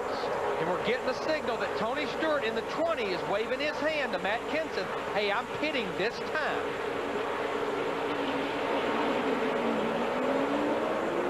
With the backup, a 21-second stop, and here they come onto pit road, led by Tony Stewart, the race leader. Matt Kenseth coming in with him, and Carl Edwards. Steve? And Mike, remember, Matt Kenseth doing a fantastic job battling back to that pit road mishap on lap 88. They're going to make an air pressure adjustment. They're going to drop the air on both left side tires on that 17 of Matt Kenseth. 4 tires for the 17, and we go to Dick. Tony Stewart, who has dominated the race tonight just as he did last July, has called for 0 changes in his car other than 4 tires and fuel. To Matt. Carl Edwards on pit road with the 20 of Stewart. Left side tires on. Good stop by the 99 guys. And I think we'll see all of these green flag stops. They'll do exactly that. 4 tires, because they know this may get them to the end. Here comes another full water race car, so what will be their final pit stop? Bobby Labonte is in along with Jeff Gordon, Jimmy Johnson, Kyle Busch, Ryan Newman, Kurt Busch, Elliott Sadler, and more. Steve? Mike just heard from the 43 pits. They said Bobby hasn't said much. He said it's rotating well, just a little bit tight in the center, but he hasn't said much all night. He really likes this race car. Matt? Steve Letarte, Jeff Gordon's crew chief, will attempt to tighten up the 24 car on this stop. Gordon was stuck running the high side most of the last run just because the car is just not balance-wise what he needed. The 48 is Jimmy Johnson in as well. Johnson took 4 tires the last stop. Gordon only took 2. Jeff Burton was in along with Tony Raines, David Stremme, Mike Wallace, Kenny Schrader, Reed Sorensen, Dave Blaney, Joe Nemechek, Kyle Petty, Travis Quapple, and pole sitter Boris Said. And here comes Kevin Harvick in the 29 car that had assumed the lead for 1 lap. He's followed by Greg Biffle in the 16, Jamie McMurray in the 26. Here comes Denny Hamlin in the 11, Dale Jarrett in the 88 car. We have just about cycled through this set of green flag stops. Jeff Green's in as well, and so is Casey Mears. That will hand the lead back to Brian Vickers.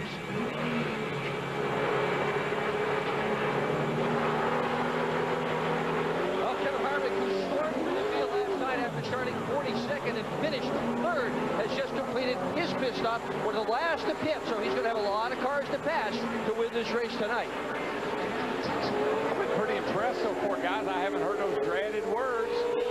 Too fast entering or too fast exiting. It's been pretty clean all night, and this is definitely the pit stop as we see Brian Vickers in the 25 took the lead. You don't want to see no mistake on this pit stop here with 34 laps to go. Vickers coming down the pit road, and so is Sterling Marlin, which would be the last of the lead lap cars to make a pit stop. Here's Matt. Young man who finished 3rd at Talladega hits the flip-flops pitboard sign in memory of his late friend Ricky Hendrick. You can see they're pulling the tear-offs off the windshield for better visibility. Left side tires going on. Now his car was neutral. They still made an air pressure adjustment to try to improve that 25 car. The green flag pit stops, instead of spreading the leaders out, pulled them all together. Tony Stewart, Jeff Gordon, off to turn 1 side by side once again.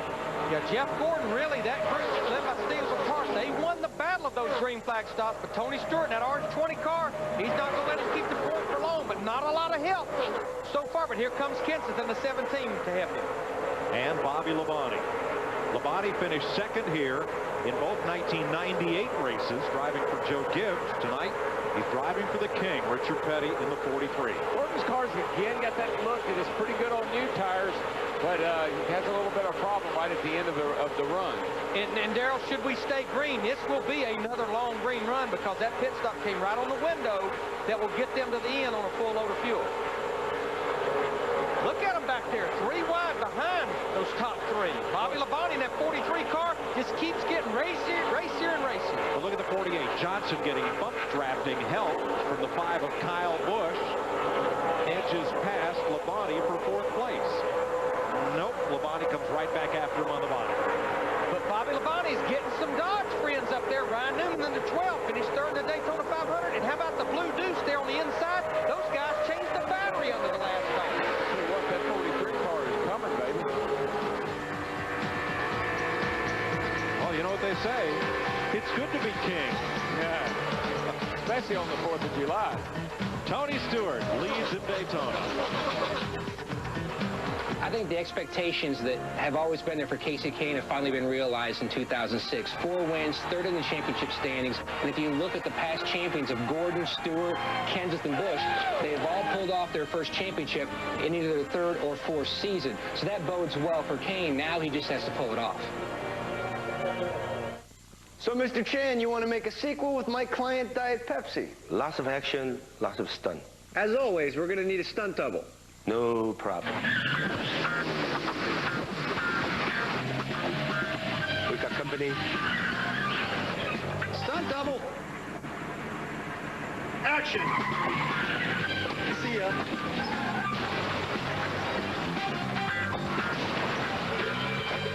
Oh, that's gonna hurt. Wow, I can't believe we're really gonna meet Casey Kane. There he is. I wonder what he's like. I must be dreaming, I'm always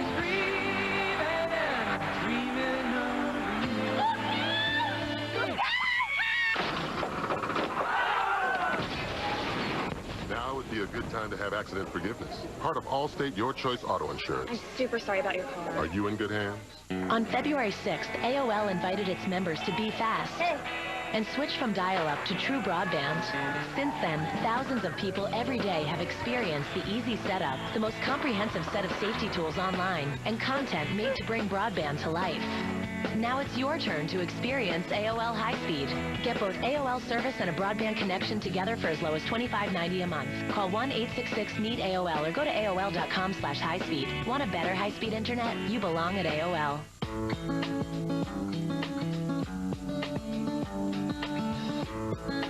More bars in more places. That's what people have come to expect from Singular. And now they can expect even more. Testing from the leading independent research company proves that Singular's all-over network has the... Chris, when you talk about that, remember back in February, the 20 and the 17, well, they kind of had a little issue between each other. And look who's lurking back there in third, the guy who won the Daytona 500. And who's behind him? The 2-car Kurt Busch, who had a pretty strong run here, also going in Daytona in February. But right now, I'm wondering, Matt Kenseth is thinking, I wonder what's going to happen if I try to pass that 20 car, or if we might wind up seeing something that like we did in February. Matt Kenseth led some 28 laps in that race. A little upset with each other, and Tony said, hey, I didn't appreciate that, and it wound up spinning Kenseth around, but fortunately he was able to recover. These two guys right there, I mean, they were pretty mad at one another at the end of the day. Kenseth thought he had the car to win that Daytona 500. Had that incident not taken place, he brought that same car here. Of course, Jimmy Johnson, who won the Daytona 500, can't bring that car because it's on display at Daytona, USA. Tony Stewart leading Matt Kenseth and Jimmy Johnson. 25 laps to go. You're watching NASCAR on Fox.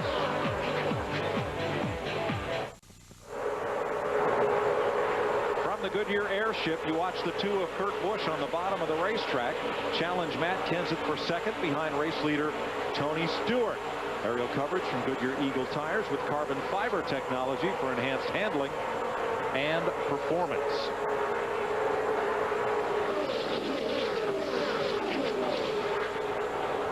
Let's talk strategy as we get into the final 20 laps of this race with Steve Byrne.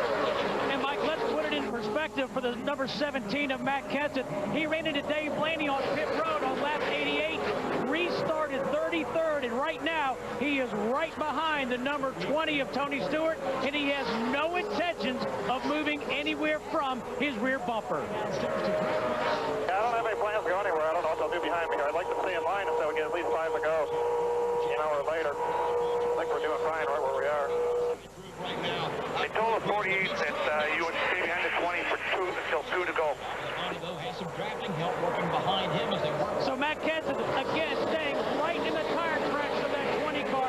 They've overcome a lot of adversity tonight. Also a vibration and concerns about the carburetor before the race even started, Mike. Matt Kenseth's drive from 33rd to 2nd is our fourth bold move of the race.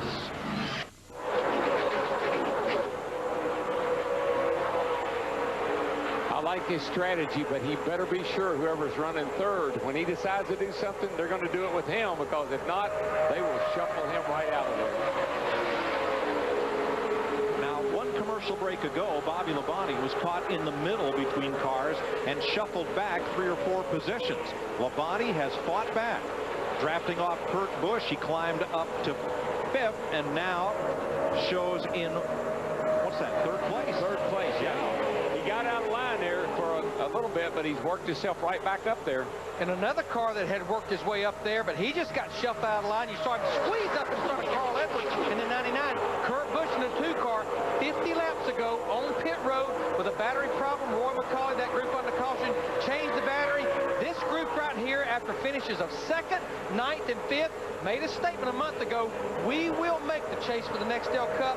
10 races to go, including tonight for those final 10. Right now, he's in 14th place, the man alongside him.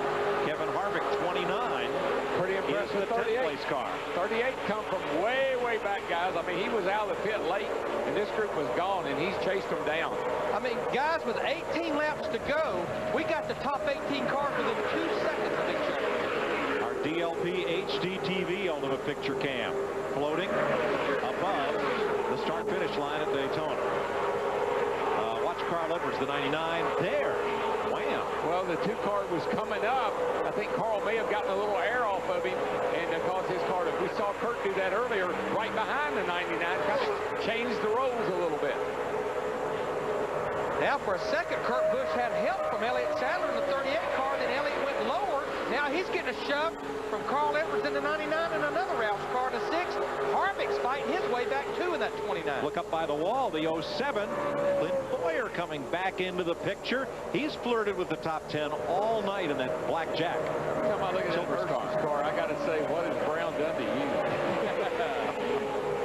This went from the rear to the front to the rear, back to the front for Kevin Harvick tonight. Our Daytona 500 winner and Nextel Cup leader, Jimmy Johnson, sits in 5th place in his Lowe's Chevy. Matt? Running with his teammates, Mike. Now, beside that special paint scheme, he also has a special Darrell Waltrip edition chrome-looking helmet. Also, he was going to use black gloves tonight to go along with his new paint scheme. But when he realized that the black gloves would be difficult for the car behind him to see when he's giving hand signals, whether to pit or to hook up in the draft and go with him, he decided to go back with his usual Lowe's blue gloves.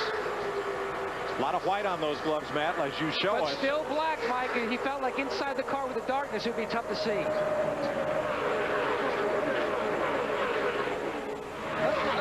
Dale Earnhardt Jr. It's just not going to be the night that he had last night. It's kind of a lonely man back there. He really don't have anybody he's running with here with 15 laps to go. Sitting back there in 19th, just trying to salvage a top 20 finish out of this deal. So who is the restrictor plate king at Daytona? One of the 3 drivers listed, or perhaps none of the above. 54% of you said Dale Earnhardt Jr. But Jr. right now is in 19th.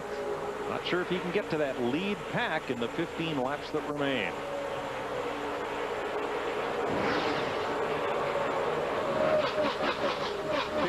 Laps to go. Is Tony Stewart going to lead them home, or has Matt Kenseth or Jeff Gordon or Bobby Labonte been saving something for Stewart? Pit road is open. Steve. 4 tires for Matt Kenseth. Coming down pit road, he said, let's show them what we're made of, guys. No other adjustments, just 4 brand new tires for Kenseth. Dick. Tony Stewart is going to take 4 tires as well, but the 29 of Harvick's back end is sticking out. Harvick now moving. Matt. Jeff Gordon in. 4 tire change for the 24 is the 20 at Stewart, and the 2, the 38, all service complete. Gordon's finally away. Well, I'm going to tell you what, this race may well be won, what just happened on pit road, because we definitely had some teams roll the dice and went with just 2 tires. I'm pretty sure Greg Biffle in that 16 car, Doug Richard, looks like he rolled the dice here. Probably going to be less than 10 laps to go. May not be a bad move. 26 did too, I believe, Larry. I think we had several cars that did that. Yaley, Hamlin as well. Big gains on with no more laps than we got to go. That's a great call, I think. So. The fight for 4th place was very hotly contested. Watch the 48 of Jimmy Johnson. Now, there's cars all around. You get the 2 here. He's moving air. 38's back here looking for which way am I going to go, and it gets Jimmy loose right there, and he can't catch it, and poor Bobby Labonte is on the outside going down into turn 3, and they get hooked together. And as we have well made note, that's at over 180 miles per hour you're turning down in that corner. And what's happening right there is just too many cars moving around. The 2, the 38, and it got Jimmy loose, and unfortunately Bobby was on the outside of him. Bobby isn't there. Jimmy may have not even hit the wall. He may have gone up and kissed it. But with Bobby there, you see it. Johnson's car is now under repair on pit road. And Labonte is being pushed back to the garage area. Tell you what, we had about 34, 35 cars on pit road at one time again, because we still have 38 cars still on the lead lap. Tony Stewart, Greg Zipadelli, those guys went with 4 tires. They dropped the jack. Well, Kevin Harvick's backing up because he went over the line. Well, he was backing up because he couldn't turn out because Dale Jarrett was in front of him. I think he's slid over the line to start with. They backed him up, and then 88 came in front of him. Martin Truex Jr. will get the free pass and will be back on the lead lap. Jimmy Johnson is back on track. Let's ride along with Jimmy Johnson as he has a whale of a wreck.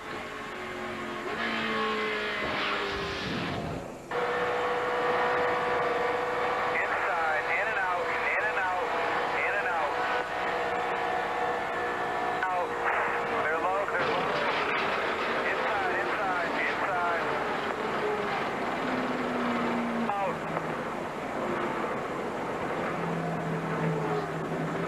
Pretty hard. More tires here. He's going to restart this race back in 37th position, still on the lead lap. I'll say one thing about him. In a wreck like that, he had the presence of mind to keep the wheels kind of turned to the right a little bit so the car didn't come down in front of all the oncoming traffic. 11 laps to go. Bobby Labonte's night is over, dejectedly in the garage after being caught up in Jimmy Johnson's crash. The Pepsi 400 on Fox is sponsored by Ford. Bold moves.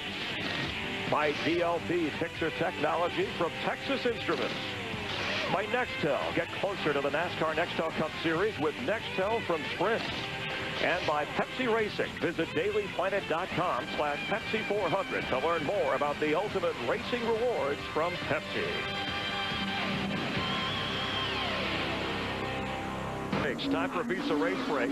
Flores said, by the way, your pole sitter, the leader for the first time in this race. We have 15 leaders, a new Pepsi 400 record. Quick recap of how things went was on lap 16 with Jeff Burton, who was the pole sitter from the Daytona 500. In this race, a little pressure from Casey Mears in the 42 car brings out the second caution. Meanwhile, Tony Stewart has had the lead 5 different times. Here was early when he took it from Jeff Gordon And pit road getting off and on pit road critical, Jeff. Very critical error. Had a lot of green flag stops. And under caution when they had several situations that occurred. The one of Martin Truex, 16, and Greg Biffle, they get together. But we had this happening a lot here tonight. The Hendrick cars led the pack for a while. Jeff Gordon has led 27 laps. Brian Vickers 13 in this race. Before those recent rounds of pit stops, 4 tires, 2 tires could change things. And moments ago, Jimmy Johnson bringing out the caution here. Everybody's okay. Connecting like a magnet here with Bobby Labonte. So the 4th caution of this race, leaving Boris Said the leader with 10 laps to go. This has been a Visa race break. No matter what it takes, life takes Visa. They're looking at that last replay. The question is, why didn't Jimmy Johnson turn down off Bobby Labonte? Well, I don't think he wanted to come down in front of the oncoming traffic. I think he thought there was probably a lot of cars on their right on their back bumper. He just kept the car kind of pinned right up there where it was. All right, 37 cars on the lead lap. Our pole sitter Boris Said leading Casey Mears. They did not pit. Greg Biffle, Elliott Sadler, Jamie McMurray, Yaley, Hamlin, Gordon, Kenseth, and Stewart, the top 10. Now, we've always been talking about Hamlin all week. I'm not sure about the strategy of those top 2 cars, but you know what? They were not hardly going to get a top 20 finish if they pitted with everyone. Actually, if the cars had changed 4 tires, Jeff Gordon and the 24 group won the battle on that group. But just remember, Larry, saw cars come to the back to the front pretty quickly. Having cars in front of you to draft off of is a good thing. 4 fresh tires here will make you a superhero. Let's see who flies through the field. Now we're riding with Greg Biffle in the 16 car, won the battle off pit road. We know he, Jamie McMurray, J.J. Yaley, Elliott Sadler, they have 2 fresh right side tires. Frank Stoddard, Boris Said's crew chief, told broadcaster Barney Hall this morning, how fast does an anvil get to the bottom of a pond? That's how fast we're going to drop back after the green. But look, here's Boris Said after all those adjustments, rolling the dice right back up front again. And what he meant by that, he knew what they had to do to the setup of this race car to go up there and sit on the front row. Top 4 single file, 2x2 after that. One thing we know about 6, he's plenty fast enough. Oh, yeah. I don't know if he's got a grip on the lead or not, but he's fast enough. One of America's top road racers, his father, an Olympic bobsledder and sports car ace. Boris Said leads at Daytona with 8 laps to go. And what happens is there pretty soon panic will set in. And you'll start saying, I got to get there, I got to get there. And you'll start making dumb moves. And just remember, the guy in second, 42 car, Casey Mears, that's a backup car. He was involved in that practice crash on Thursday. And there's going to be some guys back here that are going to get real impatient in a hurry. There'll be 7 laps to go. Stewart drops to the inside. Little contact there. Forces his way past teammate Denny Hamlin. He stays on the bottom, going straight toward the front. It's like the sea parted for Tony Stewart. Cannot believe how that happened. Stewart is up to second. Let's go to the garage. Steve Burns. With Bobby Labonte, Bobby, how disappointing with a great race car and a great team effort to be here in the garage. No, we're so disappointing, you know. And, here we go, boys. Got the big one off of turn 2 back here, guys. Well, we'll get back to Bobby Labonte in a moment as teammates Mark Martin and Greg Biffle have crashed. Actually, it wasn't as big as I thought it was going to be when it started. There were a lot of cars around, but only 2 really got involved. A lot of right front corner damage. Whoa, there's another one. I didn't see him. And Roger, we got no brakes. Right front's gone, all that. Boy, Hendrick Motorsports is fortune's turned to Siren in a hurry. 48 on the last car, 24 on this. We already say no brakes. And a lot of smoke from Carl Edwards' car. Big tire up there as well on the 99. Let's see what happened here, Darrell.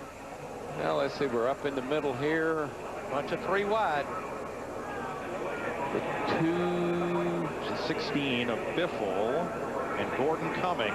Oh, Yaley gets into the back of the 16. Just caught him in that left rear quarter panel, nowhere for Mark Martin to go. But look at Denny Hamlin, Clint Boyer just barely getting by, as well as Ryan Newman. And it's so hard to know for sure. Did Yaley get into him because he ran into him, or did he cut down in front of him, or did he lift a little bit coming off of that? Let's see if the aerial view shows. Does Biffle turn down, or does Yaley come up? Or is it a combination of both? Pretty sure Yaley gets up. right about here. This car on the bottom. And then he gets the 24 coming there. He's just in that pocket where you don't have a lot of air blowing on your car. Boys, I call it hard racing with 6 laps to go. Yeah, I don't put any blame on anybody. That's just, we saw it. You see that coming at the end of this race. The simple explanation of whether Biffle turned down or Yaley came up, the simple explanation is the hole closed up. Yeah, you see it right here from another angle. Oh, you see what happens? Biffle got loose. Biffle's car was getting loose, and that's why Yaley got into him. And just nowhere for Mark Martin to go at all in the 6. I love it. And we get so many great looks. And you first see this, and then you see that, and then you see the real deal. And Biffle's car just stepped out on him, and that's why Yaley got into him. Watch. It's hard to tell from this angle, but see Biffle's car start to get a little loose right there?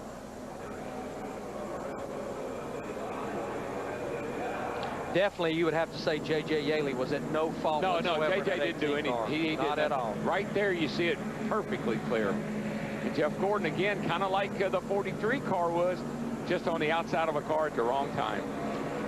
And Darrell, that's probably why when you look at some of these cars that were involved, I question the 4 tires that late in the race puts you that far back. The best you can. We got wrecked off the 2, guys.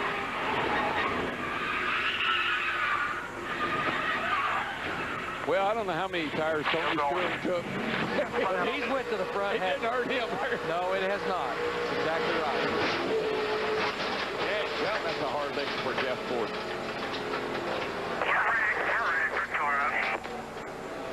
Gordon said the right front was done, and he had no brakes. He has climbed out of the Pepsi DuPont Chevrolet.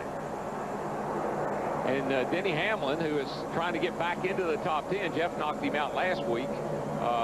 He's sitting there in 10th place right now. So there could be a little movement around the bottom of the bottom 10 guys right now, in the chase. You're right, Darrell. Hamlin will move back into the top 10, displacing last week's winner in California, Jeff Gordon. Sorry to interrupt Bobby Labonte explaining what happened to him in the wreck with Jimmy Johnson. But now let's go back to the garage and Steve. Thanks a lot, Mike. Appreciate it. Bobby, again, I was asking you how disappointed after a great team effort to be here in the garage. Still disappointing since the first time you talked to me a while ago. It's just very frustrating. You know, the guys in the Cheerios, Betty Crocker Dodge, did a great job. You know, we didn't qualify that good, but we knew Friday afternoon we had a good race car, and or Thursday afternoon we had a good race car. You know, just ran consistent and steady, and didn't do anything wrong. We don't think any throughout there. And then we just got up there close to the wall in turn 3. I'm not sure what happened below us, but obviously the 48 car was there, and I don't know if somebody got into him or got him loose. But we collected the wall, and he collected us, and that was our night. But the guys did a good job, a great job. The guys in the Fab Shop were great. We're getting there. It's just that stuff like this really makes it hard on us. Thanks for your patience. Thanks, Bobby. Jimmy Johnson with damage from the earlier crash, still on the lead lap. There are 36 cars on the lead lap. You see Carl Edwards still with problems as he comes out of the pits. Now, he came out to stay on the lead lap, and he'll likely come back in the pits next time around. Now, let's talk about what we've got here now. We're going to have 3 laps to go when we get the green flag as we see Jeff Gordon's car, the 24 car, being towed in. But let's talk. I honestly believe that this caution may have been good for Boris Said for Casey Mears. The reason I say that group of cars behind them were lined up with 4 fresh tires, and they were coming. So actually, I don't know that move by staying out by Frankie Stoddard, the 60 car, or Donnie Wingo in the 42 car is going to win the race for them. But I think maybe these caution laps are buying them some time. It will be a single file restart. Do you remember what Boris Said promised Dick Berggren he would do if he won this race? He would shave his head. Shave his head. Mow is a good term. Yeah, mow it. He has big curly locks. Well, Dick Bergeron, do you have the razor and the shaving cream ready? Oh, yeah, I'm ready. But I'll tell you what, Mike, they've all been chasing Tony Stewart since these cars arrived at Daytona a few days ago. Stewart won the first practice, qualified on the outside of the front row, and has largely dominated the race tonight, leading more laps than anybody else. Currently riding in second spot. He just told his crew he can tell that Boris Said in front of him is nervous just by the way he is driving the car under these caution flags. So, will the race go to the guy that has got virtually no restrictor plate experience, Boris Said, currently in the lead, or Tony Stewart, the guy who has already won here at Daytona 8 times? I think Tony needs to pull up beside of him and see what's written on the quarter panel, because that's Boris Said. No fear. No fear. I don't think he's nervous. He isn't. The car might be.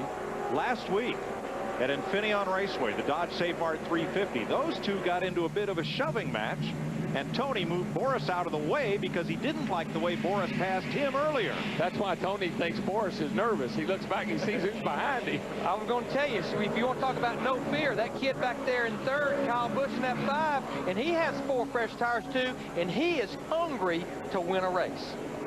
It's going to get exciting. Remember what I always tell you? You better reach up there and pull those belt tights one more time. Oh, yeah. Yeah.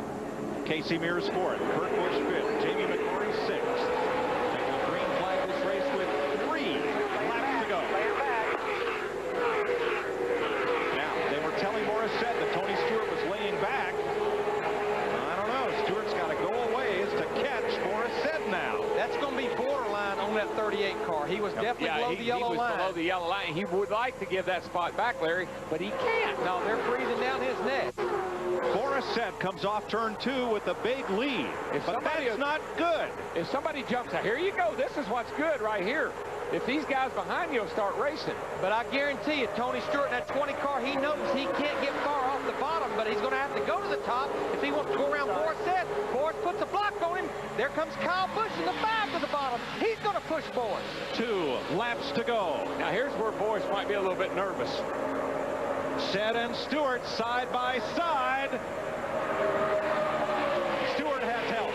2 to go. How would you like to be at least turning off into the infield right down there, but you run 190 mile an hour? Said slips to third. The glass slipper almost fit.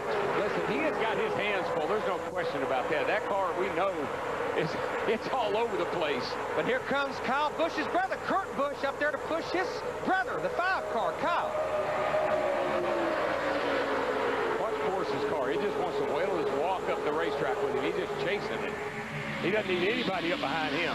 Well, blood is thicker than water, but most brothers in racing would rather beat their own brother than anybody else. How about the Busch brothers? Well, we're going to find out here, boys. It's 1 to go, and the Busch boys are in hot pursuit. And here comes Matt Kenseth in that 17 car on the high side. He's getting help from his teammate, McMurray, in the 26.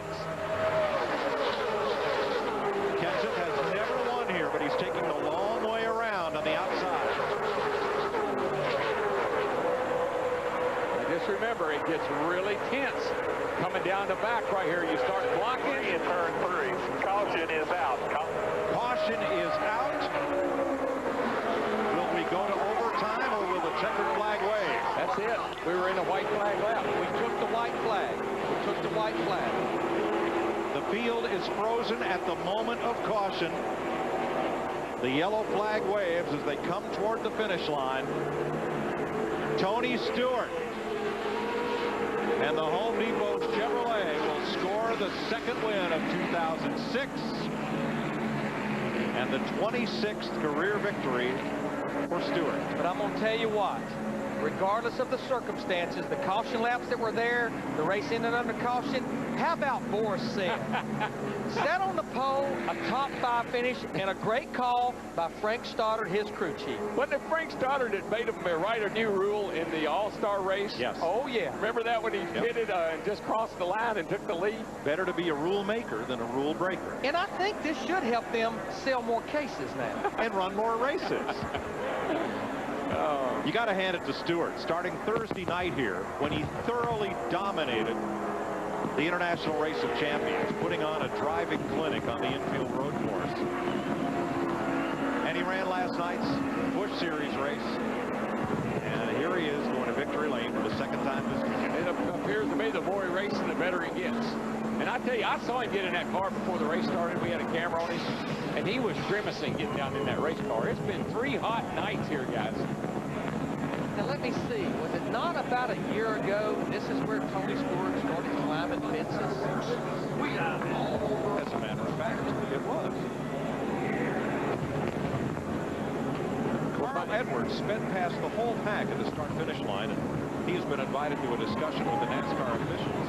I think he was trying to step on the lead lap, what he was trying to do. But you can't forget it, he's got to run a race.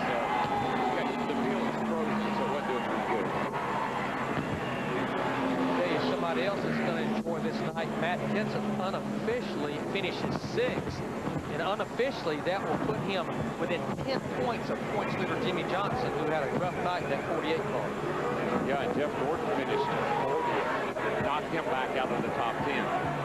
Tony Stewart is becoming the master of plate racing, restrictor plate racing at Daytona and Talladega. And I like this. Window net down, driver's side to salute the crowd as he comes to the flag stand. Yeah, I don't believe we're going to see any fence climbing tonight. That wing might be all right, but I don't think I'd want to test it. Give me the flag like I used to do back on the dirt tracks in Indiana. I think he might come out, Darrell. He's coming out. Oh, well. He's got a lot of backups to come over here and help him. Here comes the whole team. I watched him swing that hammer about 2 weeks ago at Michigan. They built that fence for the same reason there are mountains, to climb.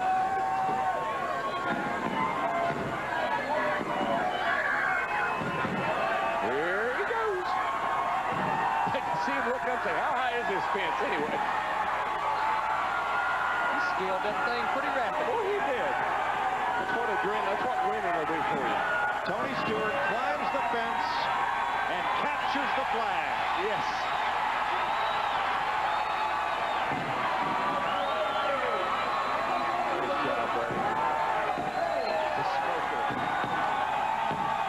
That is his signature salute to the fans of this sport. I think there's a lot of reasons he's happy about this right here, because when you look back at his last 6 races, he has only had 1 top 10 finish. Well, and Larry, think about this. He's won 4 of the next 6 races, and counting tonight. Last year he won 4 of the last 6 races, counting tonight. So this is his time, baby. And he's over in the crowd. He's in amongst them. Now I don't know if that's a good idea or not. Hey, this fella's hot. Everybody wants a piece of Tony Stewart.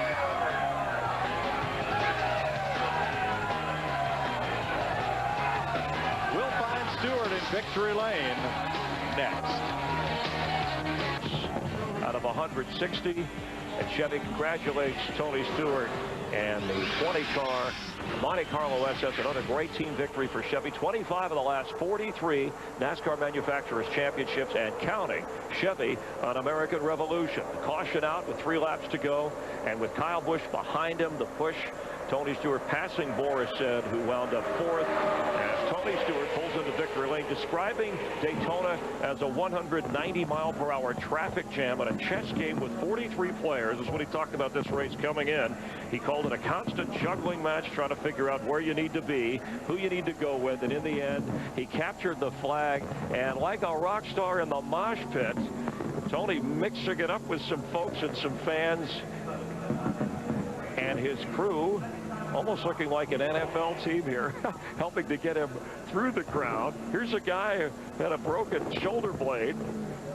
Remember, needed a relief driver at one stretch, toughed it out, and is back in victory lane at the Pepsi 400. Coach said, give him the ball, and they've got it. We had a record, a Pepsi 400 record, 15 different leaders, 29 lead changes late. Boris Said had that lead. Looked like he might pull it off. Let's check in with Boris Said and Matt Yoakum. The most popular guy on pit road, Chris Myers, is Boris Said. What does this mean for you and this team? Only 2 races under your belt. It's awesome. I mean, it just says so much about the quality stuff we have. The Sobe No Fear Energy Drink Racing team. Got great sponsors with Dollar General coming on board for a few races. Frank Stoddard did a great job leading these guys. We got great resources back at the shop. The guys that put this body on at Roush Racing, you know, they're the real heroes in this. And the guys What in about the driver? You got a heck of a drive from the back. I just held it wide open those last 15 laps, and anyone could have done that in this car. But the engine was awesome. Everyone at Roush Yates, I appreciate it. It's the best equipment I've ever been in, and it's the highlight of my racing career. And I just feel like Rocky Balboa in the 15th round. I feel like I won. And hopefully we can get some momentum, get our fans out there to start backing our Sobe No Fear energy drink and stop buying Red Bull and those other nonsense brands. And if we sell more cases, we're going to do more races. So that's our motto. Going to try to do more races. He felt like it was a win. Now let's go to Victory Lane and Dick Berger. And Tony Stewart has finally arrived at Victory Lane, but he is still trying to catch his breath in Victory Lane. So it was tougher to drive the car. Oh, he's going to come out. All right, come on now, Tony. This guy he's in an extended celebration tonight. Why not after what he has done? All right, my friend, was it harder to drive the car to win the race, or was it harder to climb that fence? It's harder to climb the fence. About 2 to go, I thought, man, maybe I ought to let somebody else go around here and let them climb it this time. I can't do that, though. It's I'm so proud of all these guys. These guys are the ones that made it happen. It's not me. You know, we go to these restrictor plate races. It's Greg Zeppedelli and everybody on this Home Depot team. They do such a good job, and all of Home Depot corporate supports us 100%, Coca-Cola, and just everybody involved with this. They've done such a good job, and it's been a long weekend. It's been a long, hot weekend. I cannot wait to get out of here. A little bit over a year ago, you were hardly a fan favorite. Then you won the Pepsi 400 here at Daytona, climbed the fence, went on to win more races and a championship. And now the fans love Tony Stewart. How big is that for you? It's cool. And they may call this Pepsi 400, but Coca-Cola still tastes a hell of a lot better. So I'm going to drink this the rest of my life, whether I'm sponsored by them or not. So I always have, always will. But, you know, it's so cool. I mean, that's the best thing in the world is climbing up that fence and getting to that flag stand. And it doesn't matter what shirts they got on or what hat. They're all cheering up there. And I made the mistake of going down the ladder, thought there was a gate there. Didn't find the gate and was in the mosh pit for a while. So I'm pretty sure I'm not cut out for punk rock bands anytime soon. But, man, it's awesome. This team needed us. We've had 2 really rough weeks the last couple weeks with Michigan and Sonoma. So it's nice to finish this one off here. Congratulations to you. Steve? Thank you, Dick. Jeff Gordon coming off a great win on the road course at Sonoma. What unfolded in front of you tonight, Jeff? Well, you know, we had guys out there that had no tires, some 2, some 4, and we had 4, and the car was handling great. My guys just did an awesome job tonight. I mean, in the pits and getting the car dialed in, because we weren't that great yesterday, and we were just working our way up through there. It was getting dicey and crazy, and the 18 was backing up in the middle, and I got to the outside, and the 16 was going around them, and we just turned down on them. You know, there were so many guys that were complete idiots out there, and I want to badmouth every one of them, but I'm not going to because, you know, I guess if I don't have anything nice to say, I shouldn't say anything at all. But, you know, it was just unfortunate we got caught in it because, you know, the DuPont Pepsi Superman Return Chevrolet was awesome tonight. And I don't know if we had a shot at Tony, but we definitely had a shot at top 3 or 4. And, you know, I just hate that they got cut short by guys just being stupid. Thank you, Jeff. Chris? All right, thanks, Steve. Wow, so the Cola War is on. We had the energy drink in the mix, and let's go up to Darrell, Larry, and Mike. And Darrell, you remember when Tony was with our pre-race show at the Hollywood Hotel, he said you had to climb that fence next time he pulled into Victory Lane, so we'll wait for you. Yeah, right. That's right. Yes, well, maybe next year. Maybe next year. Well, Jeff Gordon falls to 12th in the points. He drops 4 spots. Tony Stewart climbs 2 with his victory night, and Boris said gets to play that old CSNY tune, Almost Cut My Hair. Last week, we saw a gutsy call by crew chief, Felipe Lopez, got his man a 3rd place finish. Tonight, another gutsy call by our crew chief, Frankie Stoddard, got his man a 4th place finish. You crew chiefs sometimes earn your money, you know it? Well, I think what you've got to look at Frankie Stoddard as well as Donnie Wingo with Casey Mears. Remember, Casey Mears was in a backup car. He made that call as well. But at the top of the show, Mike, we talked about pit crews. We talked about teams. You look at Kurt Busch that sat there and finished 3rd. That group changed their battery. Elliott Sadler's group, Matt Kenseth's group had problems on pit road, and all of those cars rebounded for top 10 finishes. Yeah, the race went exactly like you expected. It started off a little crazy, settled down, ended a little crazy. Let's have a look at the Nextel Cup standings as we move into the second half of the season. Matt Kenseth within 13 of Jimmy Johnson. Dale Earnhardt Jr., Casey Kane, Tony up to 5th. Kyle Busch pops up into 8th place in the points from 12th. Kevin Harvick stays. Denny Hamlin adds into a very crowded fight for the top 10 as we head toward the chase for the Nextel Cup. Chris Myers. All right, Mike, Darrell, Larry, nice working with you guys throughout the first half of the season. Look forward to the next 8 Daytona 500s. It'll be a good year for years to come. Our aerial coverage brought to you by Goodyear Eagle Tires with carbon fiber technology for enhanced handling and performances. Fireworks a little early on July 1st, but celebrating the 4th of July weekend. Well, Jeff, he's a two-time champ, so you expect Tony Stewart, when we listed all those restrictor plate racers and people voted on him, we didn't have his name on the list. I think we're going to have to include him. I think you better, Chris. I mean, obviously, he's got this thing figured out pretty well. He's been strong at Daytona in February. Again, he won this race a year ago, but he came back tonight. And this car, I mean, right there at the end, they came in and Greg Zipadelli put 4 tires on this race car. A lot of guys stayed out. Some of them put on 2, but in the end, a good handling race car. He dove to the bottom and held off the rest of the field. You heard Jeff Gordon say he didn't think he had the car to win it. What about Dale Earnhardt Jr.? They're still struggling right there, Chris. I mean, the car didn't work as good as it did last night. He couldn't keep up like he needed to. Obviously, the handling package wasn't there on the 8 car tonight when it really counted, but he still salvaged, you know, a top 15 finish, and it did move him back up in the points to 3rd. So wasn't a totally disastrous night for him, but they do have some work to do. Dale Earnhardt Jr. winding up 13th, and we saw Greg Biffle and Jeff Gordon both get bumped out of the top 10 in points as that chase for the championship inches just a little bit closer. For Tony Stewart, though, his second straight Pepsi 400 win. And promotional consideration provided by these fine people. Tony Stewart, the winner, Kyle Busch and Kurt Busch winding up 2nd and 3rd. Fox, the home of the next 8 Daytona 500 races. Until then, enjoy Major League Baseball and the NFL. For our entire entourage, I'm Chris Myers. Thanks for watching NASCAR on Fox.